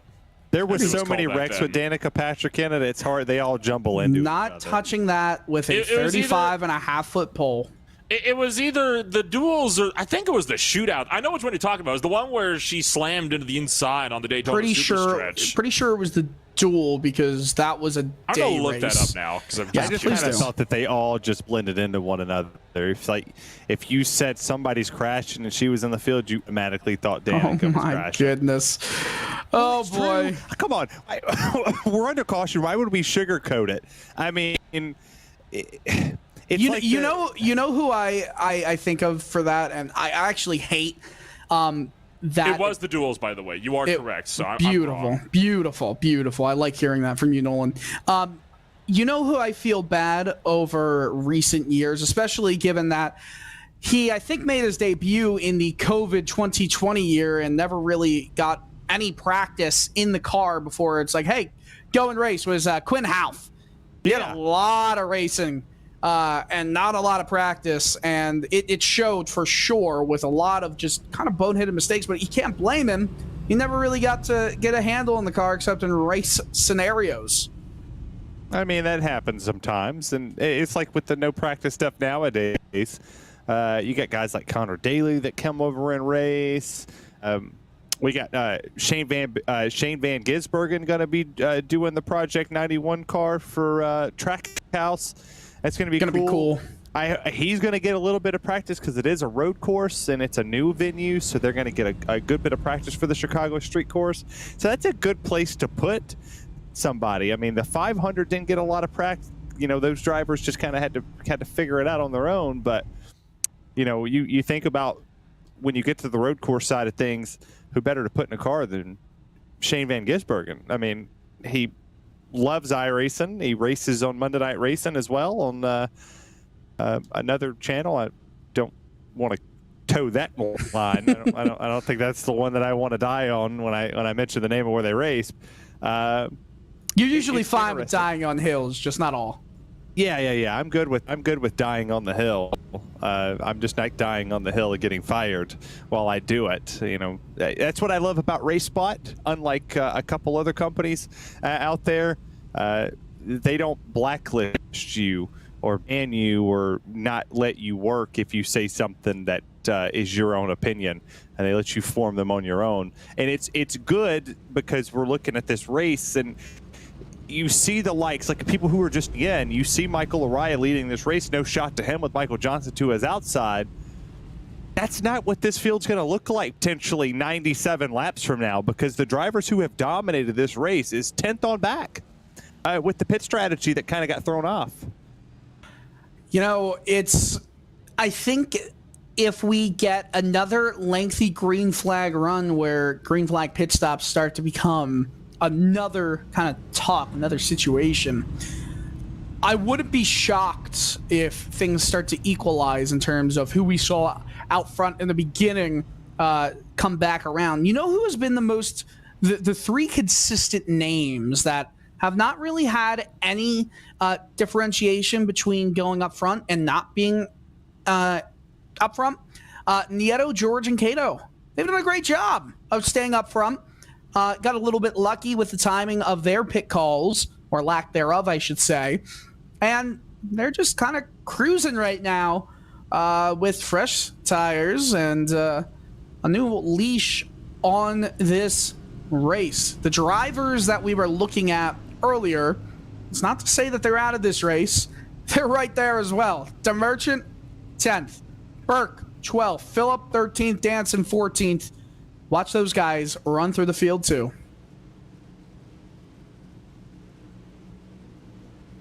It'll be in the hands of Michael Araya as we'll get set to take it to the restart zone, this time by 97 laps to go. We are past halfway here at the Charlotte Motor Speedway as the pace car's in. And a big layback for Thomas George on the restart. as That's Michael a big Araya one. in a lane by himself. What was that? Takes it to the restart. Oh, hello. Well, that'll do it. Michael Johnson Yeah. was in front of him and had flashed out for a bit. Yeah, that kind of, and he's still flashing out. Oh boy, that's scary. Thomas George definitely did not get helped right there. Michael Johnson at the front of that field with a poor connection. Oh boy, Burke trying to go down underneath him. Yeah, it's going to be interesting to see if he continues to blink out. You got Brett Macari up on the outside. He's looking above the 95 of Bradley Burke. This is the portion of the race where the grip starts to come into these cars. It starts to come into this racetrack. The temperature's starting to come down. I don't know if we could pull the track temp. 85. 85 degrees. So that is Fahrenheit, perfect by the way. conditions. Yeah, it's perfect conditions for what this race is going to have for the remainder of this race. I expect it to go down maybe lower than that, maybe go down to about 79 if this low already. All right, you're starting to see the drivers who pitted and have fresher tires starting to come through this field. Seth the Merchant is up to 4th. Cato's working up. Danson's moving up. Look at Burke. Burke's moving back up here. He's got that outside lane working. Yeah, and he's already up into the top 5 along with Seth the Merchant. And the Merchant is going to allow just around 3/4 of a lane to open up underneath him. Not enough. Oh, he almost lost it. Almost completely snapped the wheel back into the wall, but instead he snaps it back into place. That was a Code Brown moment for everyone involved around him. And that's going to allow Bradley Burke to make that move down to the bottom. The Merchant tucks in line, and it is still looking like a strong run for everybody else so far throughout this field. Here comes Danson again, though, with a head of steam for the outside line, trying to get around Ross Cato. The outside lane's been rubbing it a bit more, and it's getting more and more speed as tonight's race goes along, Terry. Never thought we would get 2 bowel movement jokes in one race, but we're here. Just for 3, we got 92 laps to go, and you see the race leaders right now. You see the battle for 3rd. Bradley Burke goes to the outside of Thomas George. And Nolan, to your point, that outside lane is scrubbing. Oh, no. Guys. Caution flag is out, and this is not good. Brought it out. This is not good. It's Michael Johnson, who was completely disappeared for a lap. He disappeared for a complete lap and then reappeared spinning. Yikes. Oh, boy. You know what he needs? Xfinity 10G. No. Oh, my God. Okay, thank you. I knew you were going to say a split I love it. second. I appreciate that. We're going to get a replay here. Y'all should just crown me the watch king. this. So we are looking at Michael Johnson right now. Allegedly. There he is. And then he reappears. And there he goes. There's That's literally all we got. That's all we got out of that whole mess. Yeah, that's the only seconds that we saw Johnson in the server. That's a horrible place, horrible spot, horrible time for that to happen. But oh goodness, that no. Yeah, but I do like your comments, Fastest Xfinity 10G. You know, that is something we are enticed to have our drivers say. All I'm gonna say is, I would challenge any commentator on iRacing to go head to head with at Daytona promos or sponsor plugs with me, just in a race that could work in a sponsor plug or could work in a stoop act. Is this a resume? Is this just broadcast? This highlight package just your resume? It should be. It really should. I feel like I could. And I say this because you are a PR guy. I think for real, I think I could work with you perfectly. Like, I could be a social media guy somewhere with just. I hate social media because I don't. I just say whatever I want. I think that's a requirement, though. You gotta love some of social media. Well, I mean, I like Twitter. I feel like, you know, you can't say what you want to say. Like, if someone when Chandler got wrecked yesterday, I would have, you know, commented the F word, and there goes my job, because that's all I would have said. It would have been nothing else. It just would have been leap all the way across the screen. But no, I challenge any broadcaster that's watching this. find me, and I challenge you to show me that you're not forcing the issue when it comes to putting a promo out there. Deliver it. Find Terry and fine Terry. You're gonna have to do both. I mean, you're going to have to fight me because, find and fight. I think if anybody watched Monday Night Racing for the time that I was on there, I'll plug your sponsor, and I'll plug your event without even trying to plug your event, and we could do it. Josh, our producer, said he can do it. I'm curious. Maybe one day we'll get on a show together, Josh, and we'll see who the better promotional person, I guess is how you would say that. I think I got this. Promotional. No. Promotional person, because you got to deliver the promo while you're giving the promotional information. That's just promotional. It's not, because you're delivering a promo like wrestling. So you ever watch WWE or AEW or whatever? Okay. Deliver the promo. The deliverance I know what that is the promo. But then you have to be a promotional informational guide. So you still have to have the knowledge and the know-it-all to give it. It's like when Ram does the heart like a truck stuff. If you're racing in a race and somebody says something about Ram earlier, that they were blinking in and out because they put 2 more gigabytes of RAM in their PC, and it's like, well, your computer doesn't have heart like a truck. It's just quick, snappy responses. And then we start just like the speed of Xfinity 10G. That's right. That's what Michael Johnson needs. He wouldn't blink with Xfinity 10G because it's the fastest internet available today, and it's one of the premier sponsors of the NASCAR Xfinity Series, and also a proud part of the eNASCAR College and eNASCAR Coca-Cola iRacing Series. Well, if you ever want to get involved with the RealSimRacing Full Throttle Cup Series, that is an open invitation. Hello. We're doing Evan Pasoko's job for him on air, trying to tell... Poor Evan. Yeah, poor Evan. We love Evan. These cars are getting back to double file. As we were talking, this race doesn't necessarily have a name. Just call it the Charlotte 200 or the Charlotte 300 based on the miles. But we do have a name, and we do have a recommendation for the Pocono race this year. The Pasokono 200, 250, any of that. I like that. Yeah, that's very fun. Wonder if he's watching or if he's moving. Why not both? He probably ain't watching. What you thinking, Nolan? I think over under. He's watching. I think Evan, if you're watching, type something in the chat. We'll give you 5 laps, and nobody message him because I know Josh will probably message him and be like, hey, they said they want to know if you're watching. He ain't watching. We'll get to about lap 83. He ain't gonna say nothing in the chat, and then he'll watch it later and he'll be like, oh God, I hate these guys. Michael Johnson just claimed the caution, and he's 3 laps down. Still, I don't know if he's in the server or not, but doesn't matter. He's a non-factor anymore. He's 3 laps down. Yikes. I think it's a bit late for that at that point. A little bit. Nonetheless, the EOL could not be given because we are going back to green flag racing at Charlotte Motor Speedway. Lap 114 of 200 underway. Michael Lariah in the lead. Nieto, George, Burke, Davis. That's the rest of your top 5. Look at DeMerchant trying to make it into the top 5 and almost tags Burke. They're going 3 wide. Burke's getting a shove from DeMerchant. This is going to be scary. Nieto says, I don't want any part of this.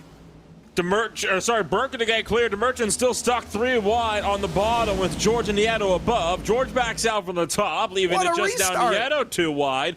Bradley Burke, though, making that run already for the 2nd position, and now DeMerchant's got Matt Danson to work right behind him as they'll try to pick away at the top groupings, but Sam Nieto, with all that speed up on the top shelf, gets a run with the draft down the back straightaway. DeMerchant will tuck in line, coming on down to turn 3, leaving Danson out to dry. Agnell Phillip is the first one not in this group of cars in the top 8. He's going to have a massive run, I think, down the back stretch. We'll see what happens here in a 1 and 2, top 4 single file.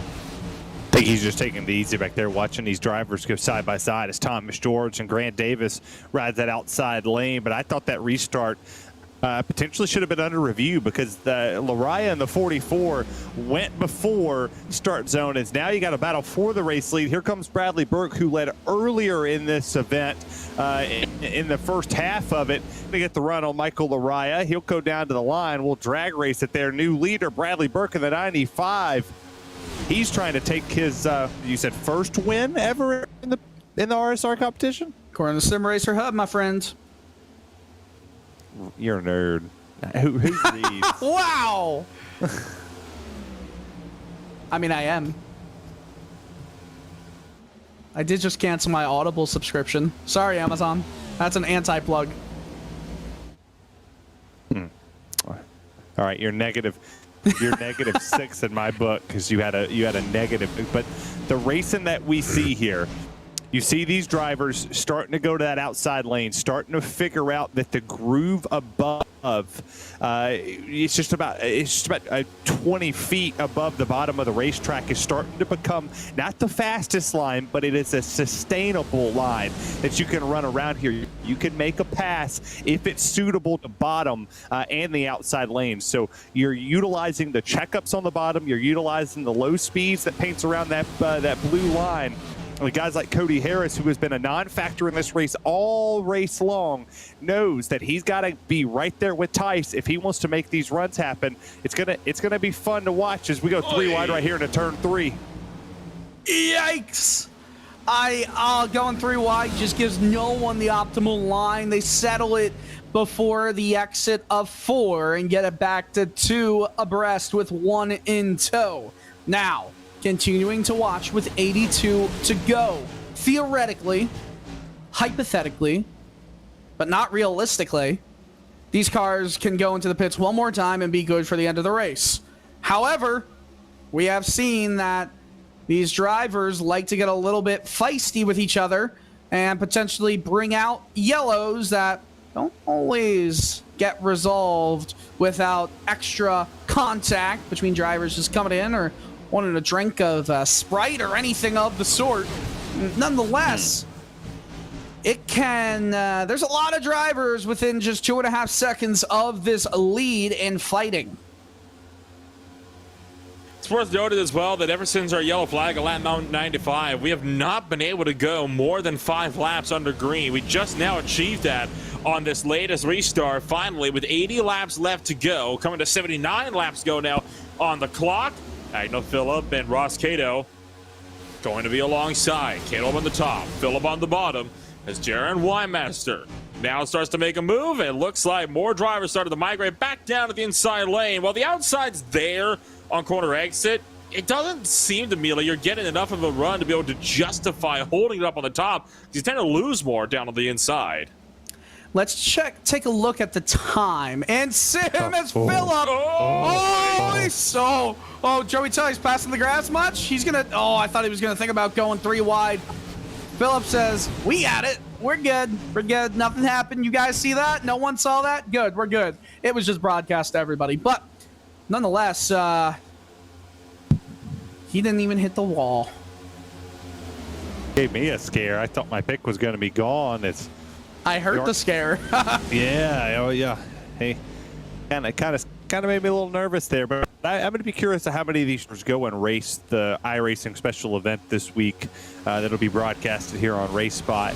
I believe it's going to be Saturday. Just don't know what split. We don't exactly know. It's a placeholder right now of Saturday, but it could be earlier. We could do the Wednesday, Thursday, Friday, or Saturday split. It all just depends on what the RaceSpot gods give us here as Tice gets around here for Hugo. Yeah, maybe Hugo. He's the one that predicted. The RaceSpot god. The god. Yes. This is 2 groups of cars that are having a fun time back here, and it's really a separation right now where the last car of that lead group is Thomas George, who's 1.3 at the last time they passed under the start-finish line under the flag stand. Now kind of got it to 1.2 seconds. And the rest of the group, which is led by Joey Tice, and they're quickly starting to catch up. But there are double file runners here. If you're not in the top 15 at this moment, do you have the speed for the rest of the race? That's my question, because I feel like everybody else on the outside of the top 15 at the moment have either damage that cannot be repaired, or they're just not fast enough for this race.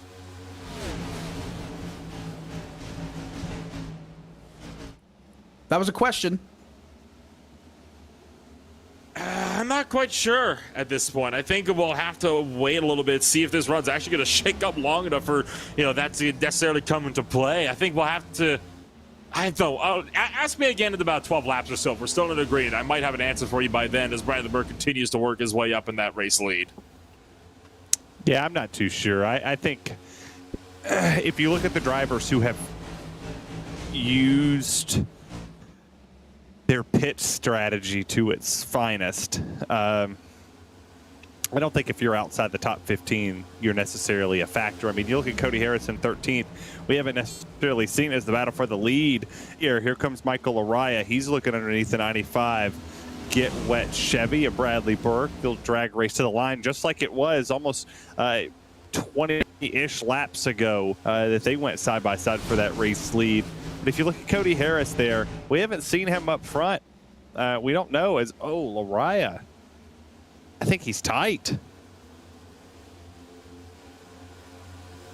And Laraya definitely got very tight there, coming around the turn numbers 1 and 2, and down the back straightaway. Lost a boatload of time all the way back to San Nieto, and now Nieto looking to make the pass up on the high shelf and gonna make the run. Makes up the second for the run down to turn number 1. Not going to clear by the time we get down to 1 and 2, but if he can get a good drive off of turn 2 here, he's going to clear that Sim Speed Shop 44 Chevy down the back straightaway, but I think he's too wide on corner exit, so he's going to be stuck side by side again down to 3 and 4.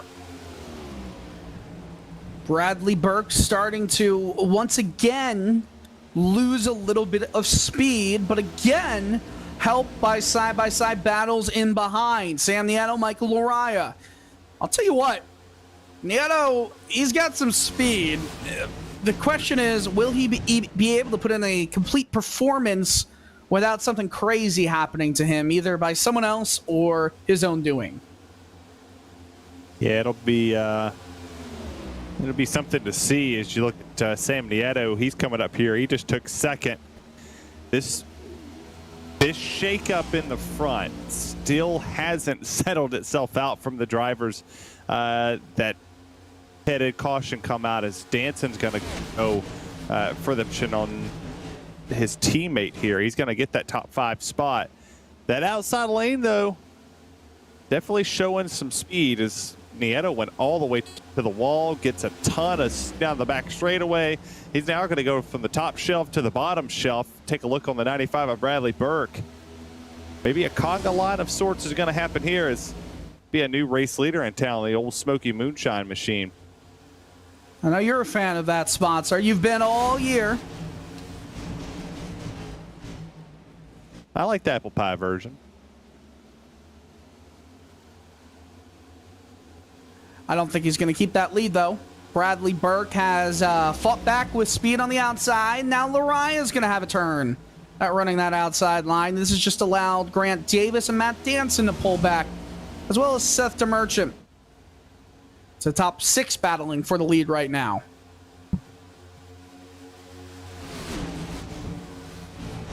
San Nieto to the inside of Laraya. Laraya back up to the top shelf. The top 6 have been continuously breaking away from the field behind. You see the side-by-side for 7th and 8th behind as well. Nieto going to tuck in line, leaving a single file for the top 6 grouping. Nieto looked for the outside, trying to set up a run maybe on Laraya. Not going to happen, though.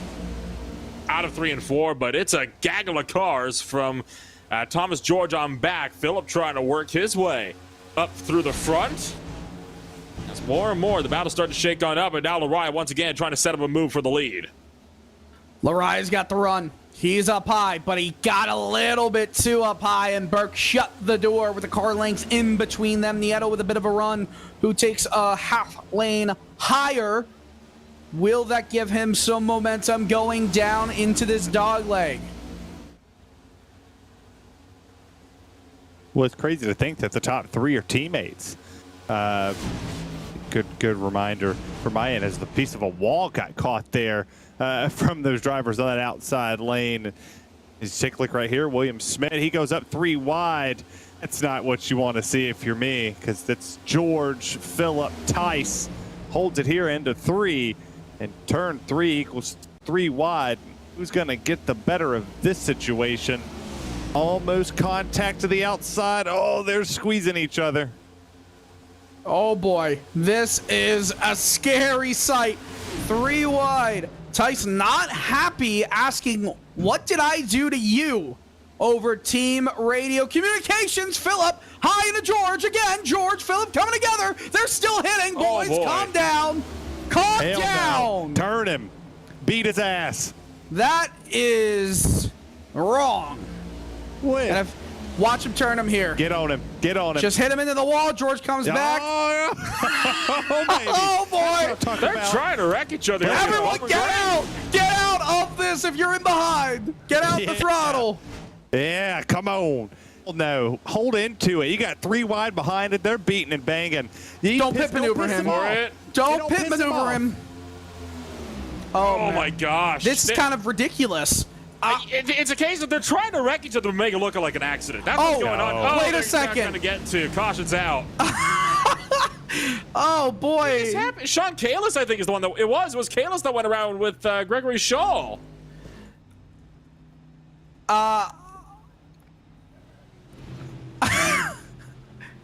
Well, I don't know who wrecked yet, but I'll get into what Thomas George and Agnew Phillip are saying. There it is. Kalis just kind of hit into the wall there by Gregory Shaw. That was just completely out of what we've seen. By the way, let me tell you exactly what Phillip and George are saying. Phillip, if you want to race hard, let's race hard. George says, I'm tired of getting run over by people. Well, and hold on. Let's allude to this for a second. You're damn right you don't want to get ran over by people. And if you're Thomas George, he's been in this league for a while. He has busted his tail to come up here and run with these guys, started to find some speed in this next-gen car. Don't let nobody run over you. Run back over them. Don't be afraid to put the bumper to them and go door to door. I mean, the biggest lesson that I learned, and I learned this from Richard Regan Jr. in the Brell, if you want to be a B word on the racetrack and you want to get ran over and get pushed around by everybody and just be somebody's little B word, then you're just going to do that all year long. If you step up, put a boot in their ass, then they'll figure out real quick that you're not going to take it. And that right there, Thomas George, he ain't going to take this. And look, he's going to start right behind him right here. Going into 1, I wouldn't be surprised to see old Thomas George put that Sirius XM machine right in the back bumper of the A51 Pro machine. Oh boy. I am at a bit of a loss for words. What that was all telling me, because remember, we saw Phillip go to the second lane right down that back straightaway, and I'm mentioning lanes here by judging by the white marks up on the racetrack that we see on the back straightaway. It's usually a very good indicator to go off of, right? So Phillip went down to that second lane, immediately drifted up though, and almost doored George into the wall entering turn 3. Now what that tells me, they were both trying to turn each other there. They were trying to find a way, though, to make it look like an accident so they don't get disqualified for intentionally wrecking each other. Yeah, no way you could get around that being anything but on purpose. I'm amazed nobody backed out of that. Can we stop with the microphone right up to the Coke can opening? He needs to try it. Our producer has the Coke. I wonder what Coke he's got. I said I got the cherry vanilla. All I'm saying is if you get pushed around all race long, and I don't give a rat's behind what you're racing and how you're racing. If you take it one time, you're going to get shoved around the rest of the time. If you pull over for somebody, you're going to take it the rest of the time, and they're going to expect you to pull over for them. You know, race in and race out. That's not the case. This is pull your big boy pants up and race. This isn't the passing 500. This isn't the 200 laps of passing at Charlotte. This is 200 200 laps of racing, don't like being raced, and you don't like being raced hard, then what the hell are you doing here? Are you here just because you want to have fun? You want to drive circles for 200 laps, or did you come out here to go door to door, wheel to wheel with this competition on Monday nights? Well, if you're gonna take it, you better be able to dish it. And right there, I'm proud of Thomas George. He pushed it right back and said, "Hey, stops. I'm done with this getting pushed over crap. Fight me." I mean, I'm here to have some fun talking about these guys going wheel to wheel with the competition. If this was, here's my problem with this. If this was a NASCAR, Xfinity, or Cup Series or Truck Series race in the real world, and they were doing that, both of them park or give them a penalty. No. Give them a penalty. Now. Give both of them a penalty. These teams Hell work no. too hard. Those teams work too hard to have them just wrecking each other and destroying their equipment like that constantly for 2 or 3 laps. And the other teams not involved were at risk completely there. This is in the sim. This is iRacing. Hear me out. Just a second here. I wasn't even done talking. Indulge this, because that's crazy. No, I wasn't even done talking, Terry. Well, fine. Finish your point and tell me how we're supposed to sit around here and sing Kumbaya with each other. And Pepsi's better. In iRacing. That was spite right there.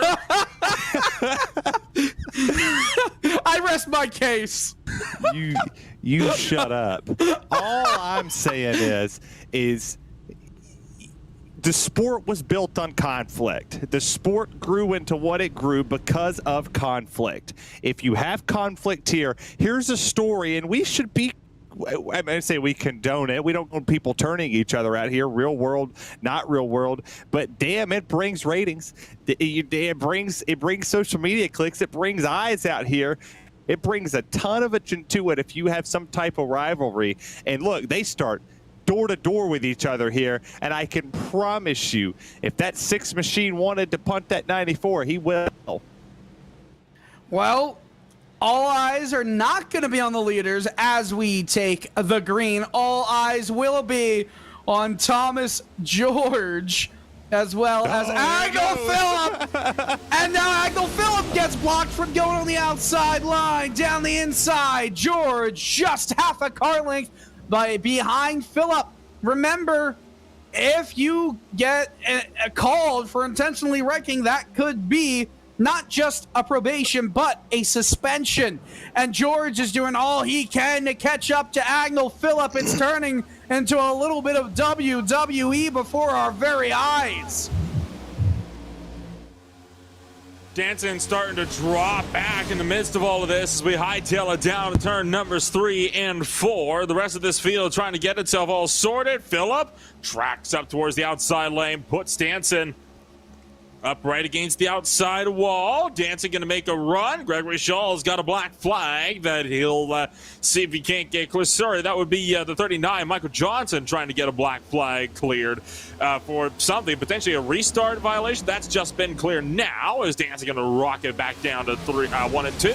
And Danson gets out in front of Phillip. It's interesting to see here as we're going to go single file with the laps trickling down. How aggressive a lot of these drivers are going to become. We see Tice getting pushed by Ross Cato. He's trying to get around Riley Grant Davis. Landon Mills is using a lane we haven't really seen a ton of drivers use as the 5 gets loose on the bottom. The 24 scrapes the wall just a hair. Everybody now trying to funnel back down to the bottom lane as it's single file for the first 11 or so. Find the first couple people on the outside as Mills gets around to the 24 Davis, and now he's just back to the outside of Cato. Yeah, pretty much all single file except for now 3, let's say 2 cars. A little bit of an overlap there. And Tice, not liking Thomas George's lack of speed. Thomas George getting involved in everything. What's he going to do now? Hit Joey Tice?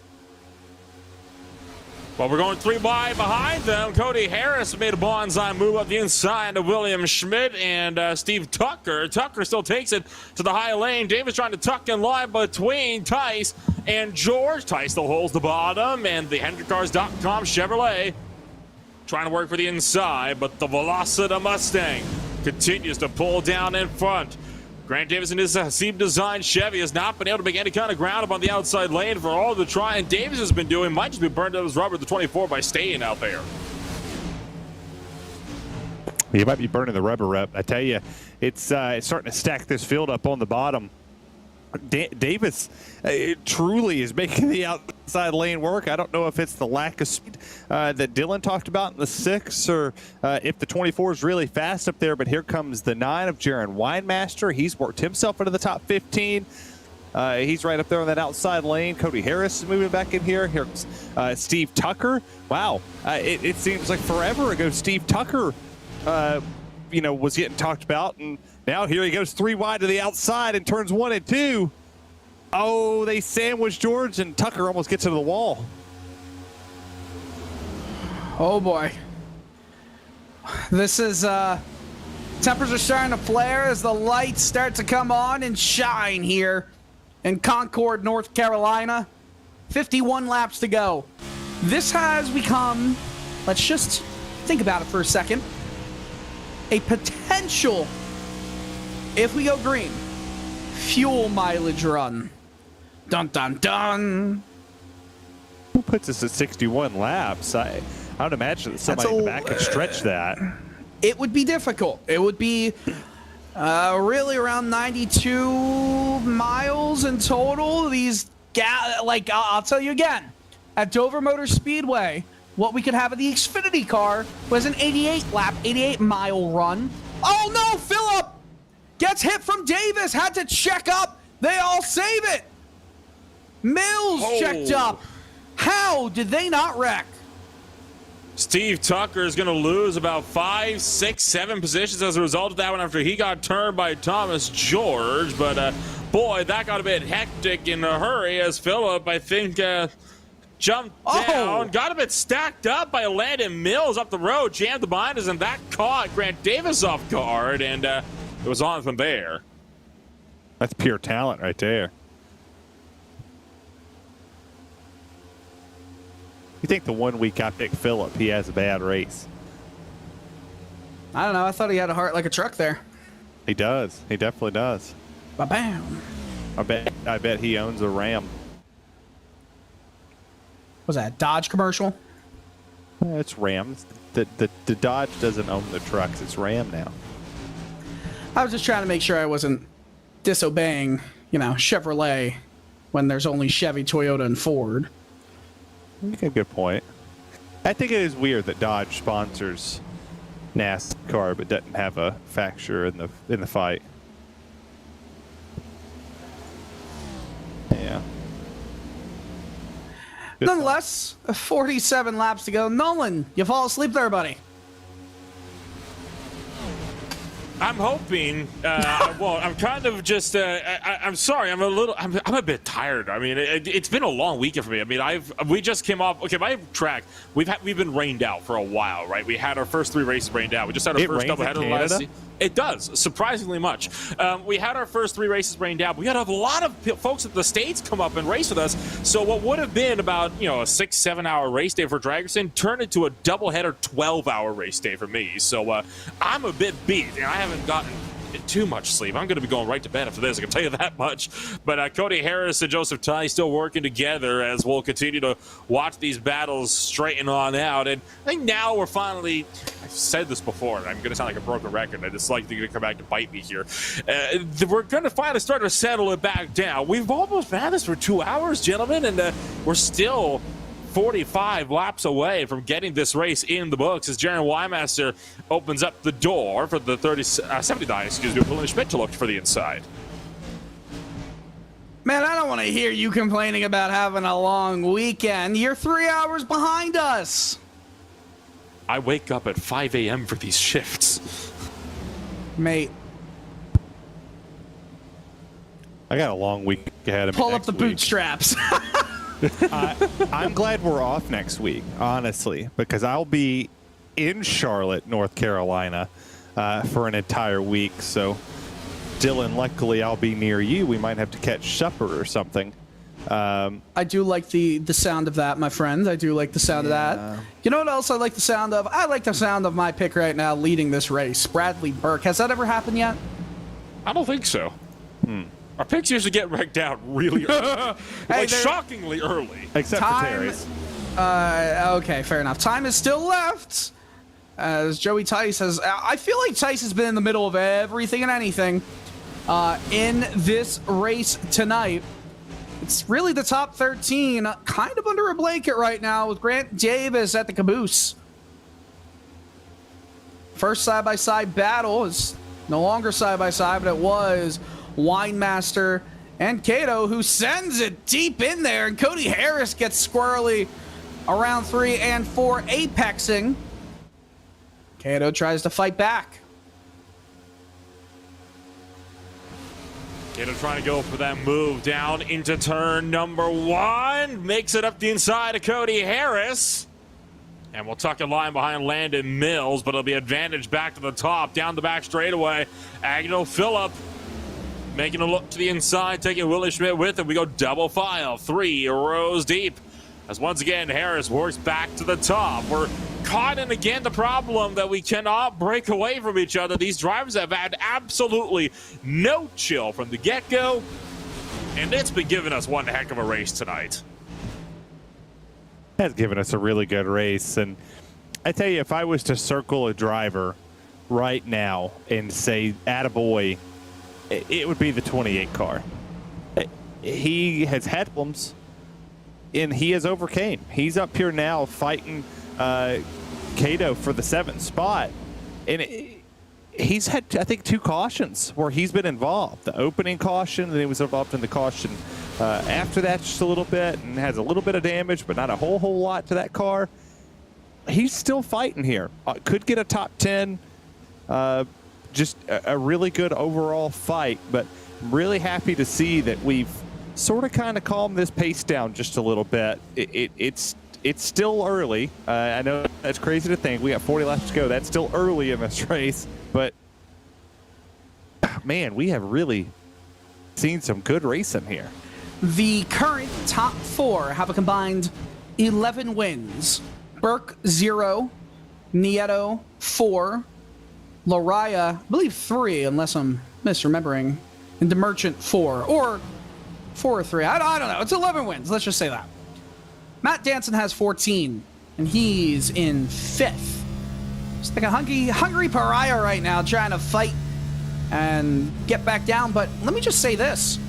If this does come down to fuel mileage, if we go green the rest of the way, which highly unlikely based on what we've seen, Bradley Burke is in the worst position.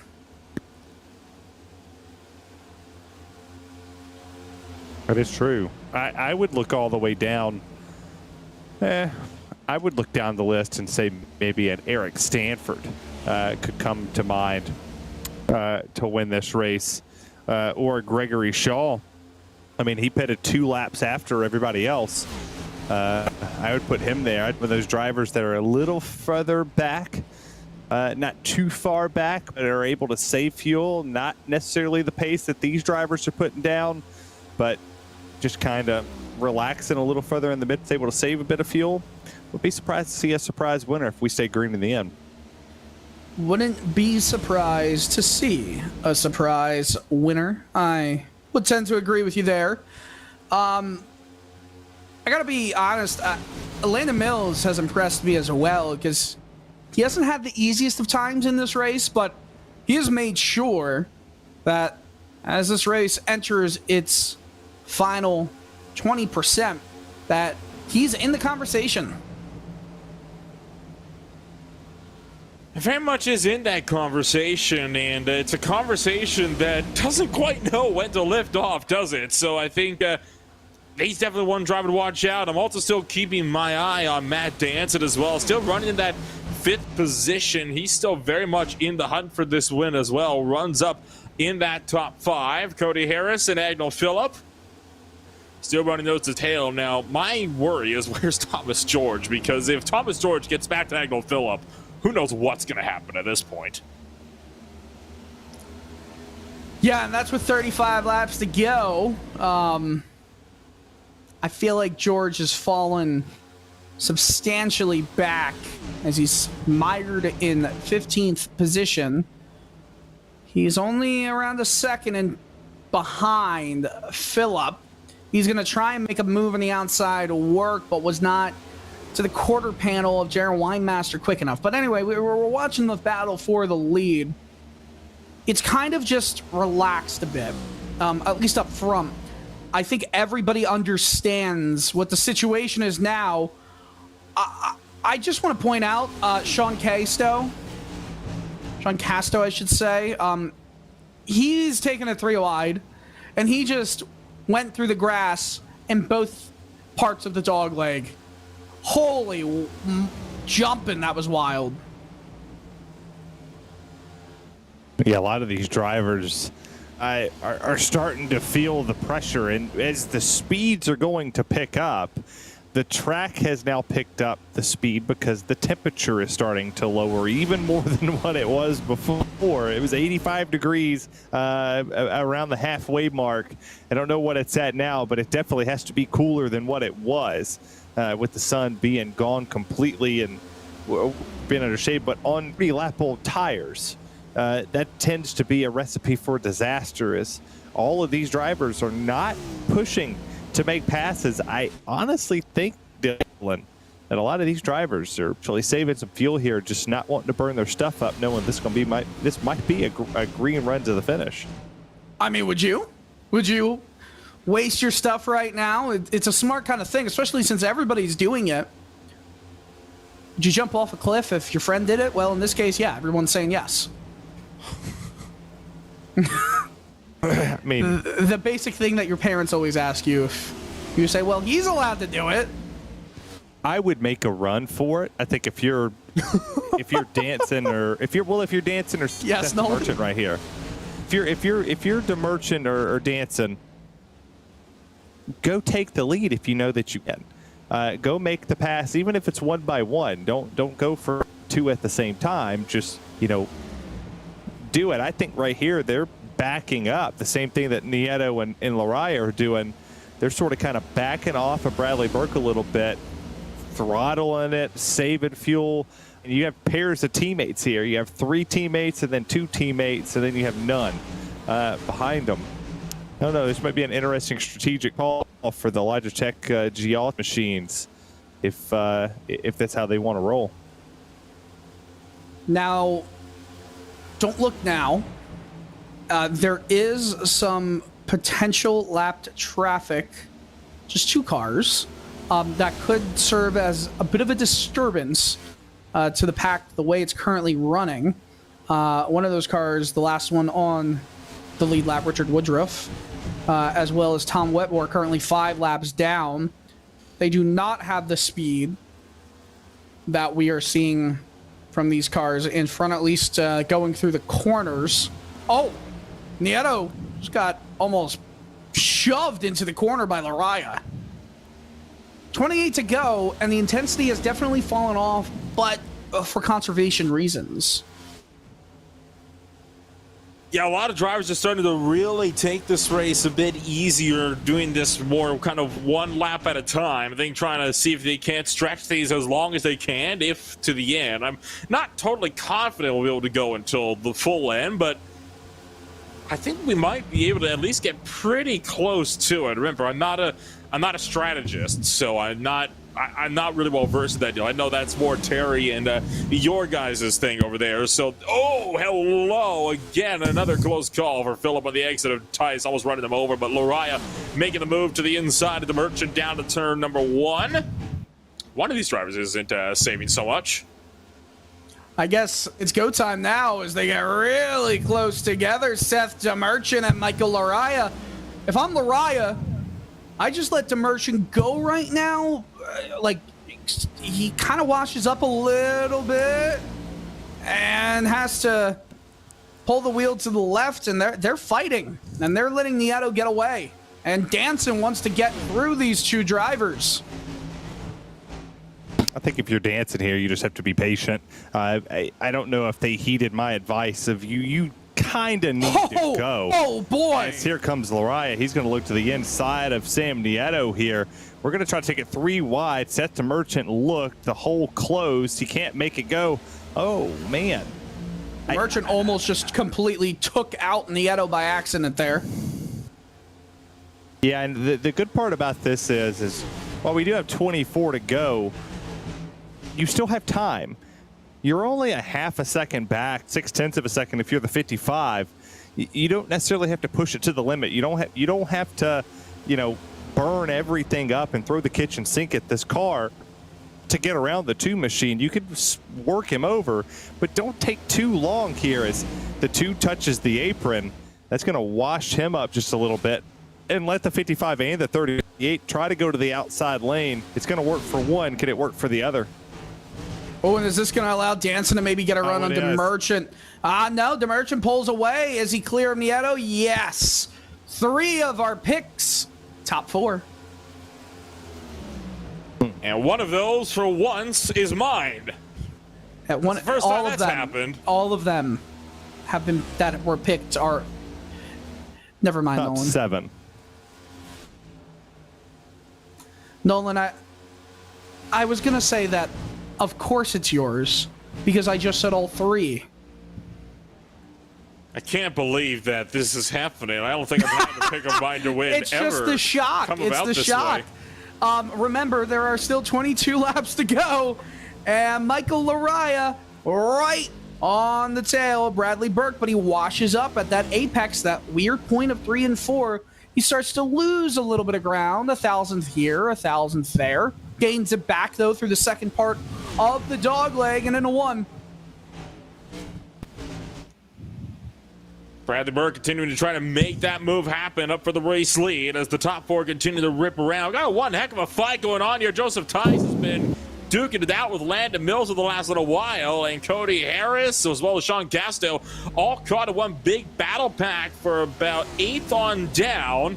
And that's a group that's not going anywhere anytime soon, as Berg will once again come across the start-finish stretch, as you'll just be able to see them right there at the tail end, cross it over through the line as well. I can tell you right now, you got some really good fights out here on the racetrack at the Charlotte Motor Speedway.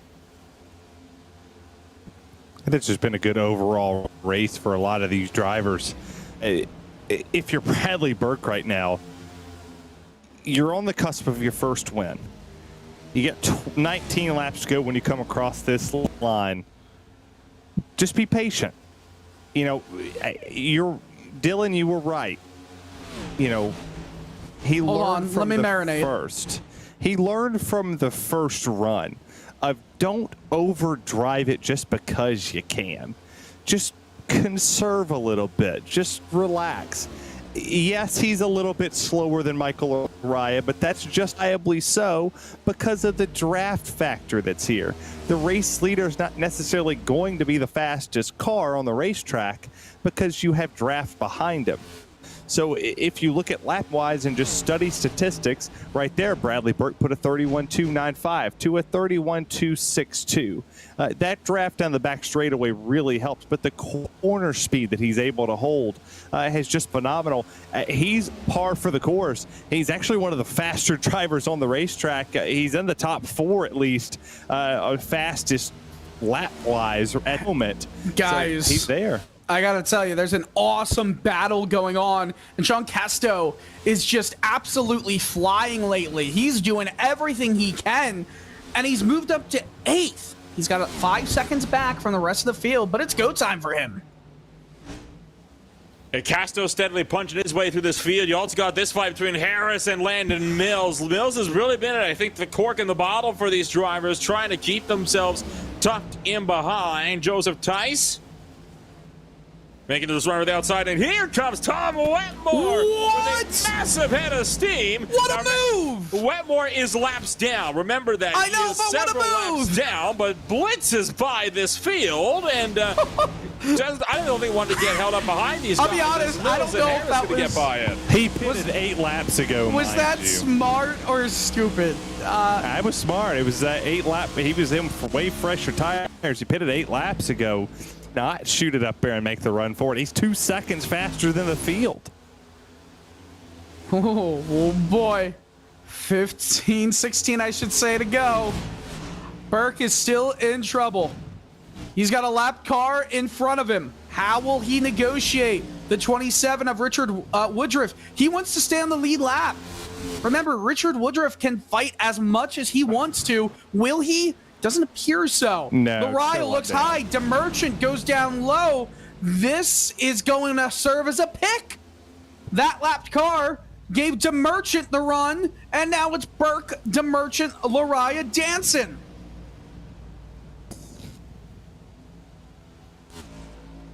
Holy cow, it continues to pick up at the Charlotte Motor Speedway, and now Burke gets into the wall! West to go. Burke gets into the wall. DeMerchant got to lose, but DeMerchant chases it to the inside to 3 and 4. Seth DeMerchant going for the race lead. Burke Here pinches. goes Burke, though, fighting back around the top side. Oh, what fight from Burke to fight back on the outside. I thought he was done for. He's going to have to contest with not being clear, though, as we enter turn 1. Richard Woodruff did a great job getting out of the way. It still led to some interesting moments, and Matt Danson is coming back. Burke kind of pinches DeMerchant cleanly, but DeMerchant slides, goes down low, comes back up high, and then Lariah's to the inside of DeMerchant. This is good. This is good battling right here. The top four under a blanket. I mean, they're in fighter pilot jet mode. You have a nice little formation as contact's made for second. DeMerchant goes into the door of the 44. Lariah into the grass. It's not going to cause any type of kerfuffle. They're still side by side, pinching to the bottom. It's Bradley Burke leading. I have no idea. But here they sit behind him, and Bradley Burke gives the toe to his teammate down the back straightaway to keep him side by side for second. Okay, so that was smart and helpful. Another lap car is incoming. It's Brian Dixon, who also wants to remain on the lead lap, but something tells me he's not going to fight for it. Man, this is some good racing. Here's my question, though, guys. Do they have enough? I don't know if they have enough, especially now. They might feel like they've got enough. Oh, really good run for DeMerchant. Comes up high as Burke. Burke's going to have the spot still because Lariah kind of took away DeMerchant's chance. Now Lariah goes underneath Burke. How do these cars make it alive through here? And they're catch lap traffic. Meanwhile, Brian Dixon just up the road. 3 wide. These guys going for the lead. 3 wide. DeMerchant to the back of Bradley Burke. Gets to the Get Wet Esports number 95 Chevrolet. Still drives out of the middle. He dumps him. Bradley Burke saved it. Saves it for the lead, making it a 3-horse race up in front. Holy crap, how did he save that? That was incredible.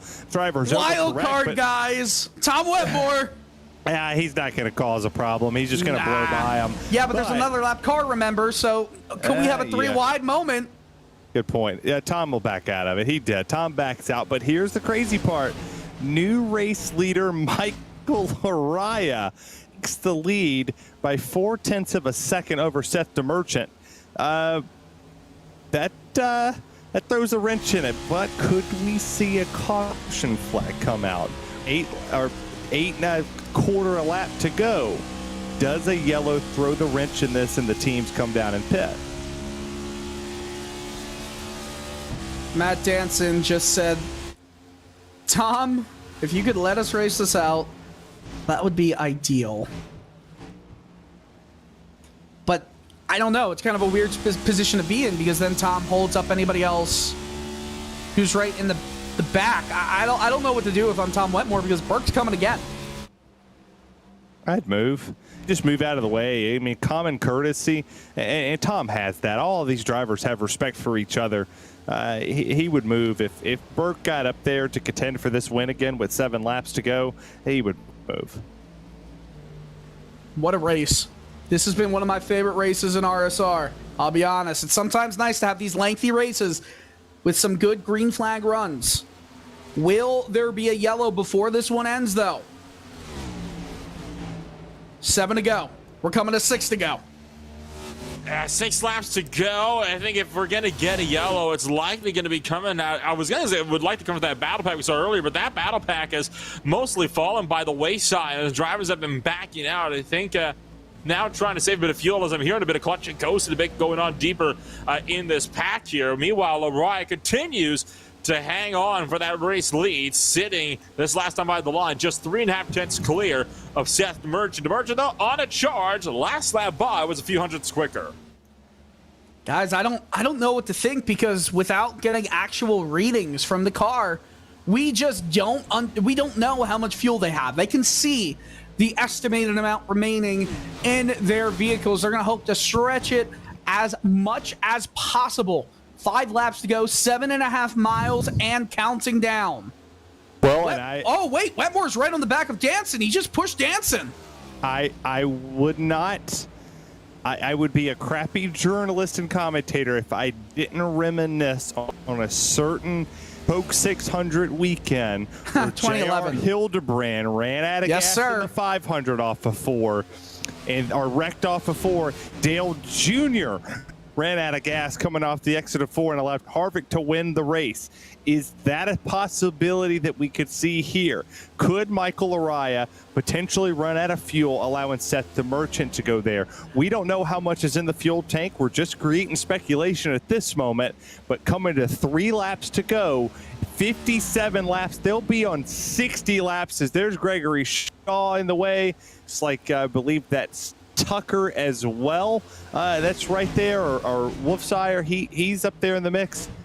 This is going to be fun as it's 3 to go, half a second except the race leaders. Guys, I feel like I'm completely in a daze, because Matt Danson keeps getting bump drafted by Tom Wetmore down the backstretch, and the Merchant, did he touch the wall? No, he touched the butt. But the wall, my friends. I think if you give it a small little hip check there, but not enough to really slow him down, but enough that he wasn't able to gain anything on Lariah that last time by. The only way I see anything changing in the current order is a caution, or a car runs out of fuel, or Danson and DeMerchant know they have enough and they go for it. We're going to need a caution here, because, I mean, off of 3 and 4, white flags in the air for Michael Araya. No more chance of a caution. We're racing to the line. Does Michael Araya have enough fuel in the tank? He rounds turn 2, speeds up to 180 miles per hour and counting into 3. He still has fuel. Does he have enough? I think he's going to get it. DeMerchant's giving all he can, but Michael Araya is going to speed to win 200 laps at Charlotte Motor Speedway. It's his. What a night for Michael Araya, able to come up from 22nd place on the grid after a bad qualifying effort and after just over 2 hours of racing. Takes home a race win, and a very well-deserved one at that. That was a pretty good race. You see Danson come up and give him a shot. There's a lot of respect. You see the fireworks going off. Cool little touch iRace it has that mimics what the real track does. But a lot of respect in this league, and a lot of respect for these drivers out here, where they come around here and say congratulations. They're all buddies and friends. They might yell at each other in the Discord after if they have a disagreement, but they definitely love each other. You know what the mark of a disappointed driver is?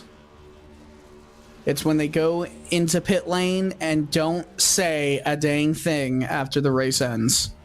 And I think that's what Bradley Burke is feeling right now. He had a chance to win his first one. Did not get it done. He went into the pits and left the session immediately. Michael Araya doing some burnouts. Gets joined by Grant Davis. And we got the results from Concord, North Carolina. Michael Araya is going to be your winner by just under a second over the Toyota 55 car of Seth DeMerchant in the Altus Esports machine. Matt Danson in behind in the 38 with Bradley Burke. Flat Out Esports, number 95 in 4th. Rounding out the top 5, Sam Nieto in 5th. Ross Cato, Agnell Phillips, Sean Casto, Grant Davis, and Cody Harris, your top 10.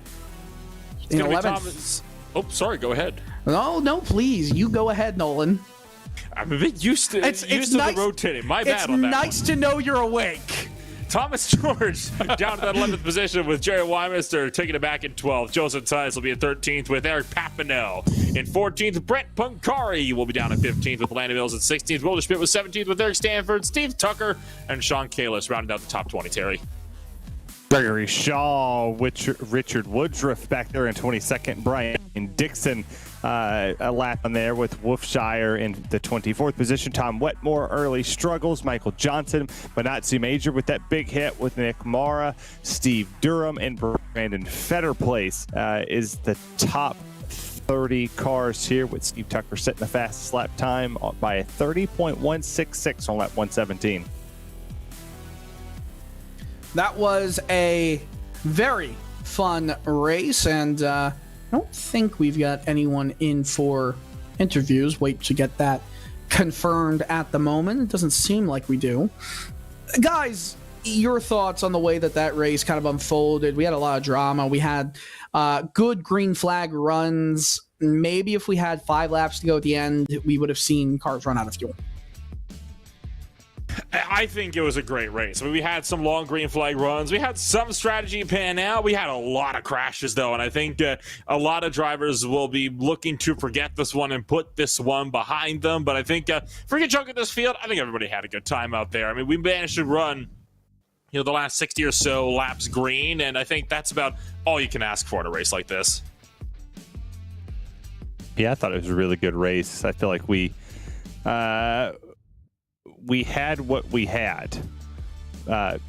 We got drama when it was needed, and I feel bad for Bradley Burke. He definitely had it in the last little bit. Just a slight slip up on Seth DeMerchant's part cost him there. So it does look like we have Matt Danson and Seth DeMerchant waiting, and Nolan, how about we speak let's go from, Michael Laria's in. Let's speak to the winner. Nolan, I'm going to give you the duties of speaking to Michael Laria.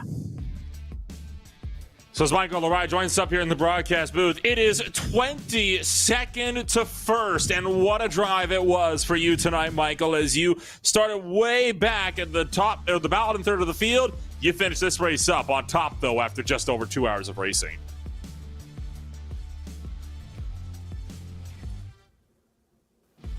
Yep. Michael Laria, this is the replica here at the broadcast booth. You got a copy?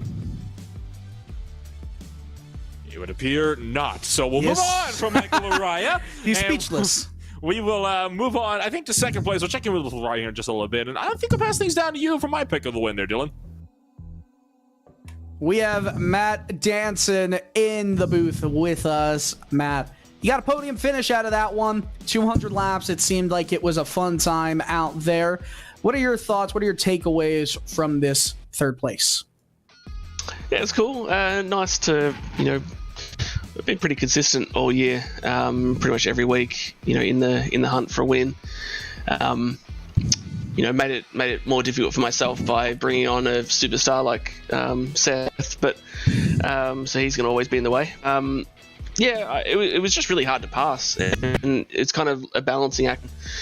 Trying to save the right front, which was super important in this one. Knowing when to go. I felt like we had the right strat lined up just before that last yellow. So I was a little bit sad to see that yellow, because I feel like Merch and I could have come out with a 1-2 had that all played out. But of course, who knows, right? Anything could happen. I guess it was a nice result.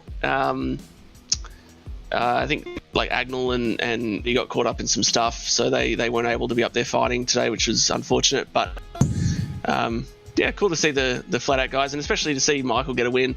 He's a really good guy and really like solid racer, always races clean. So it's cool to see him get the dub. Of course, Bradley Burke, we won't be talking to him as he was not a podium finisher, but so close to his first win. You have had 14 wins in the Cup Series in your short career so far. Yeah, right? In your short career so far. What would you say to a driver still in search of that first win, where he came so close, just seemed like he burnt out his tires a little bit too early? What would I say? Better luck next time. Wow. No, I'm kidding. Wow. he drove awesome tonight, to be fair. Like, there was times where he was pulling away, and I thought, oh, for sure he's going to be, time will be 30th. But, he to his credit, he was, fast AF, and he stayed up there, and it's just a matter of time. Like, he just was unlucky. I think he had that sort of, when you're hunting that first win, you get that exuberance. You're a bit excited, and you kind of use a bit more than you probably should have or would have if you had your time over. So I think he kind of used that up a little bit, and then then the sharks are circling, and it's actually kind of rough in that moment. I think it was around 10 to go or thereabouts, because like Merch and I had good speed. We'd saved quite a lot, and we were sort of trying to time it right to pounce. But then I feel like we both just used it up in that moment as well, and that's that balancing act, right? Like, when and how do you use the small advantage you might have, and then once the Raya chose the right spot to go, and he got through, had that clean air, and off he went. But Bradley will get it. He'll get it sooner or later, because he's up the front regularly, and once you knock that first one out of the way, it gets a lot easier. I mean, it took me forever to get an oval win. And I've been oval racing forever, and I got Terry calling me a road guy and all this thing. Road people will be sitting in their chairs like laughing, saying, "This guy sucks on road. What do you mean?" And then finally got that oval win, and then since then knocked over I think 2 or 3 others in short succession. So and a few others that should have gone my way that choked away or just had misfortune. So I'm sure he'll get it sooner rather than later. But then again, it's my prerogative to try and make sure that he never wins. So Absolutely. Who knows? Well, always appreciate your truth I appreciate telling. you, Dylan. Oh, Matt, listen, I appreciate you. What is it? Noon right now? It's 1:30 p.m. Wow, that is quite incredible. It's 11:30 p.m. on the East Coast of the United States right now. So Wow. Yeah, we're going to bed. You're just getting ready. You're just getting ready for the rest of the day. Thanks again. Exactly. Congrats on the 3rd place finish. Very entertaining. Thanks, guys. Have a good one. Love you, Matt. You too. Imagine being told you too after getting told love you. Terry, oh, poor man. No comment back. I was just waiting for you. Anyway, Seth the Merchant is going to be with Terry. Seth, of course, finishing in position number 2. Well, Seth, we talked to your teammate who finished 1 spot behind you. You come home P2. It's not going to be, I don't think, too soon before we see you in victory lane in RSR again. Yeah, come up 1 spot short there. It was really hard to pass, and I don't know.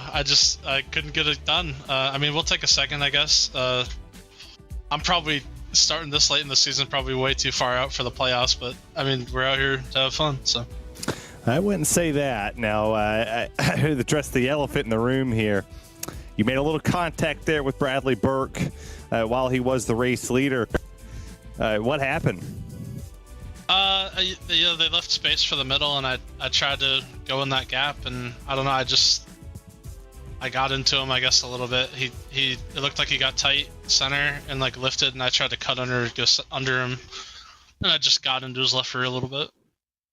And I think the rule is you just have to be top 30 in points with the win to lock yourself into the RSR playoffs. So you have a chance. You just got to be up front all the time.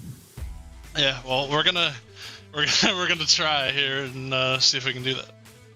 We love to hear you and love to see you here in RSR. Congrats on P2, and we'll see you, I believe, in 2 weeks.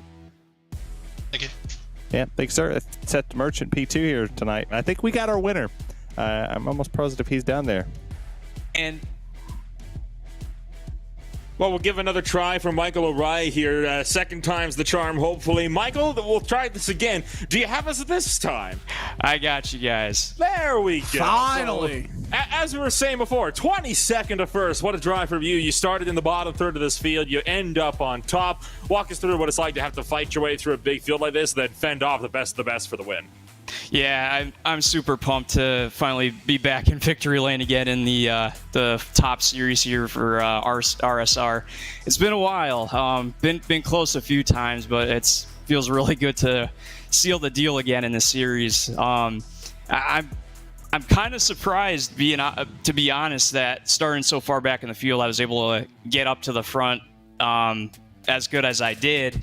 I noticed just once we were able to get some green flag runs there, just being able to wrap the bottom maybe a little bit better than some of the other guys in the field was really paying off, and just really being aware of saving tire. Key was to make sure that you weren't burning the right front off the car with the way the setup was, and so you had to know when to push it to stay in front of guys, but at the same time okay, do I have enough of a gap here to back up a little bit early on entry and just wrap that bottom. So but yeah, towards the end there, it was an insanely good battle with Seth and Danson there. I mean, they were charging hard, and Sam Nieto and Bradley, they were running an excellent race. I mean, we were all kind of just making sure that we didn't mess each other up. We were having such a good night as a team, and our strategy was just to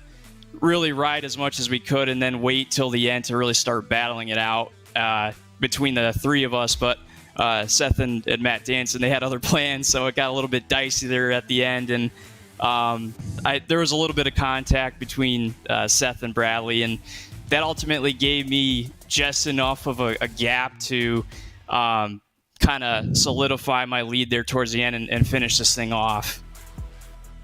So again, we mentioned, of course, just how wild of a race this was, and you mentioned having to drive up through this race, but let's focus up on the strategy a little bit in this one. There were a lot of cautions in this race that some of them came out at rather inopportune times. Kind of talk about what it's like to have the strategy play such a huge factor in this race, and what these cautions did to kind of usurp that, and how you overcame that. Yeah, so about halfway through the race, Sam and I, we were both towards the front, and we're like, when do we pit? When do we pit? We're seeing guys peel off and do their pit stops, and like, how much time do we want to give up here? And what do we ultimately want to do? What do we want to do here? So Sam was like, I'm just running this thing dry. So I'm like, you know what? Unfortunately, it's how some of the races have gone. I think that's the way to go. And so sure enough, we caught a caution at a really opportune time. And from that point onward, we were able to just stay up front and really not fall back through the field, which was key, and just manage the race really as a team. So I'm just really proud of the execution that we had overall as a group tonight. I feel like this is really one of our strongest races as a group in a long time, and we all had speed at one point or the other, and I think we all led laps at one time. So just really proud of the effort that we've been putting in. Of course, we have a week off this coming Monday night on May 29th. We'll start off June, though, when we'll be back at the Worldwide Technology Raceway for 150 miles. What's going to be the strategy then as we get set to go racing once again at Gateway? Yeah, Gateway, just kind of going back to last year's race, it's definitely a tire save race. Very, very hard to pass, though. You're definitely going to see a shifting, and I feel like just the drivers that can, again, save their right front, if we get those long green flag runs, is going to be really key, just getting a really straight drive off the corners. I think things are going to kind of get spread out there, though, if we do end up getting those green flag runs. But it's certainly going to be a challenging race. Both ends of the track are different, and you kind of have to just account for that with, how you're charging the corners and really paying attention to your braking points. So it'll be a challenge. I wish we weren't having another off week. I feel like I now have some momentum, and I don't want it to stall out with this break. So definitely excited to get back to racing here. Well, we'll let you get back to celebrating then. We'll let you get to strategizing as well for 2 weeks' time. For now, though, congratulations on that race win. I appreciate it, guys. And I got to just give a shout out to Flat Out Esports, all my teammates for putting in a lot of effort this week. It definitely paid off. And of course, I got to thank my sponsors, Sim Speed Shop, for being on board the car the past couple years. Boosted, and Hasib Design and Corey Blevins for putting together some awesome paint schemes for me, and of course you guys for putting on the broadcast every week. Well, thank you very much, Michael Lariah, and I better see him in Bristol again this year. Well, that's pretty much going to do it for us. We talked about our thoughts just before the interviewees came in here. We have the off weekend, and then we're at Gateway. That's going to be a lot of fun. June 5th, 9 p.m. Eastern Time. It will not last 2.5 hours like this one.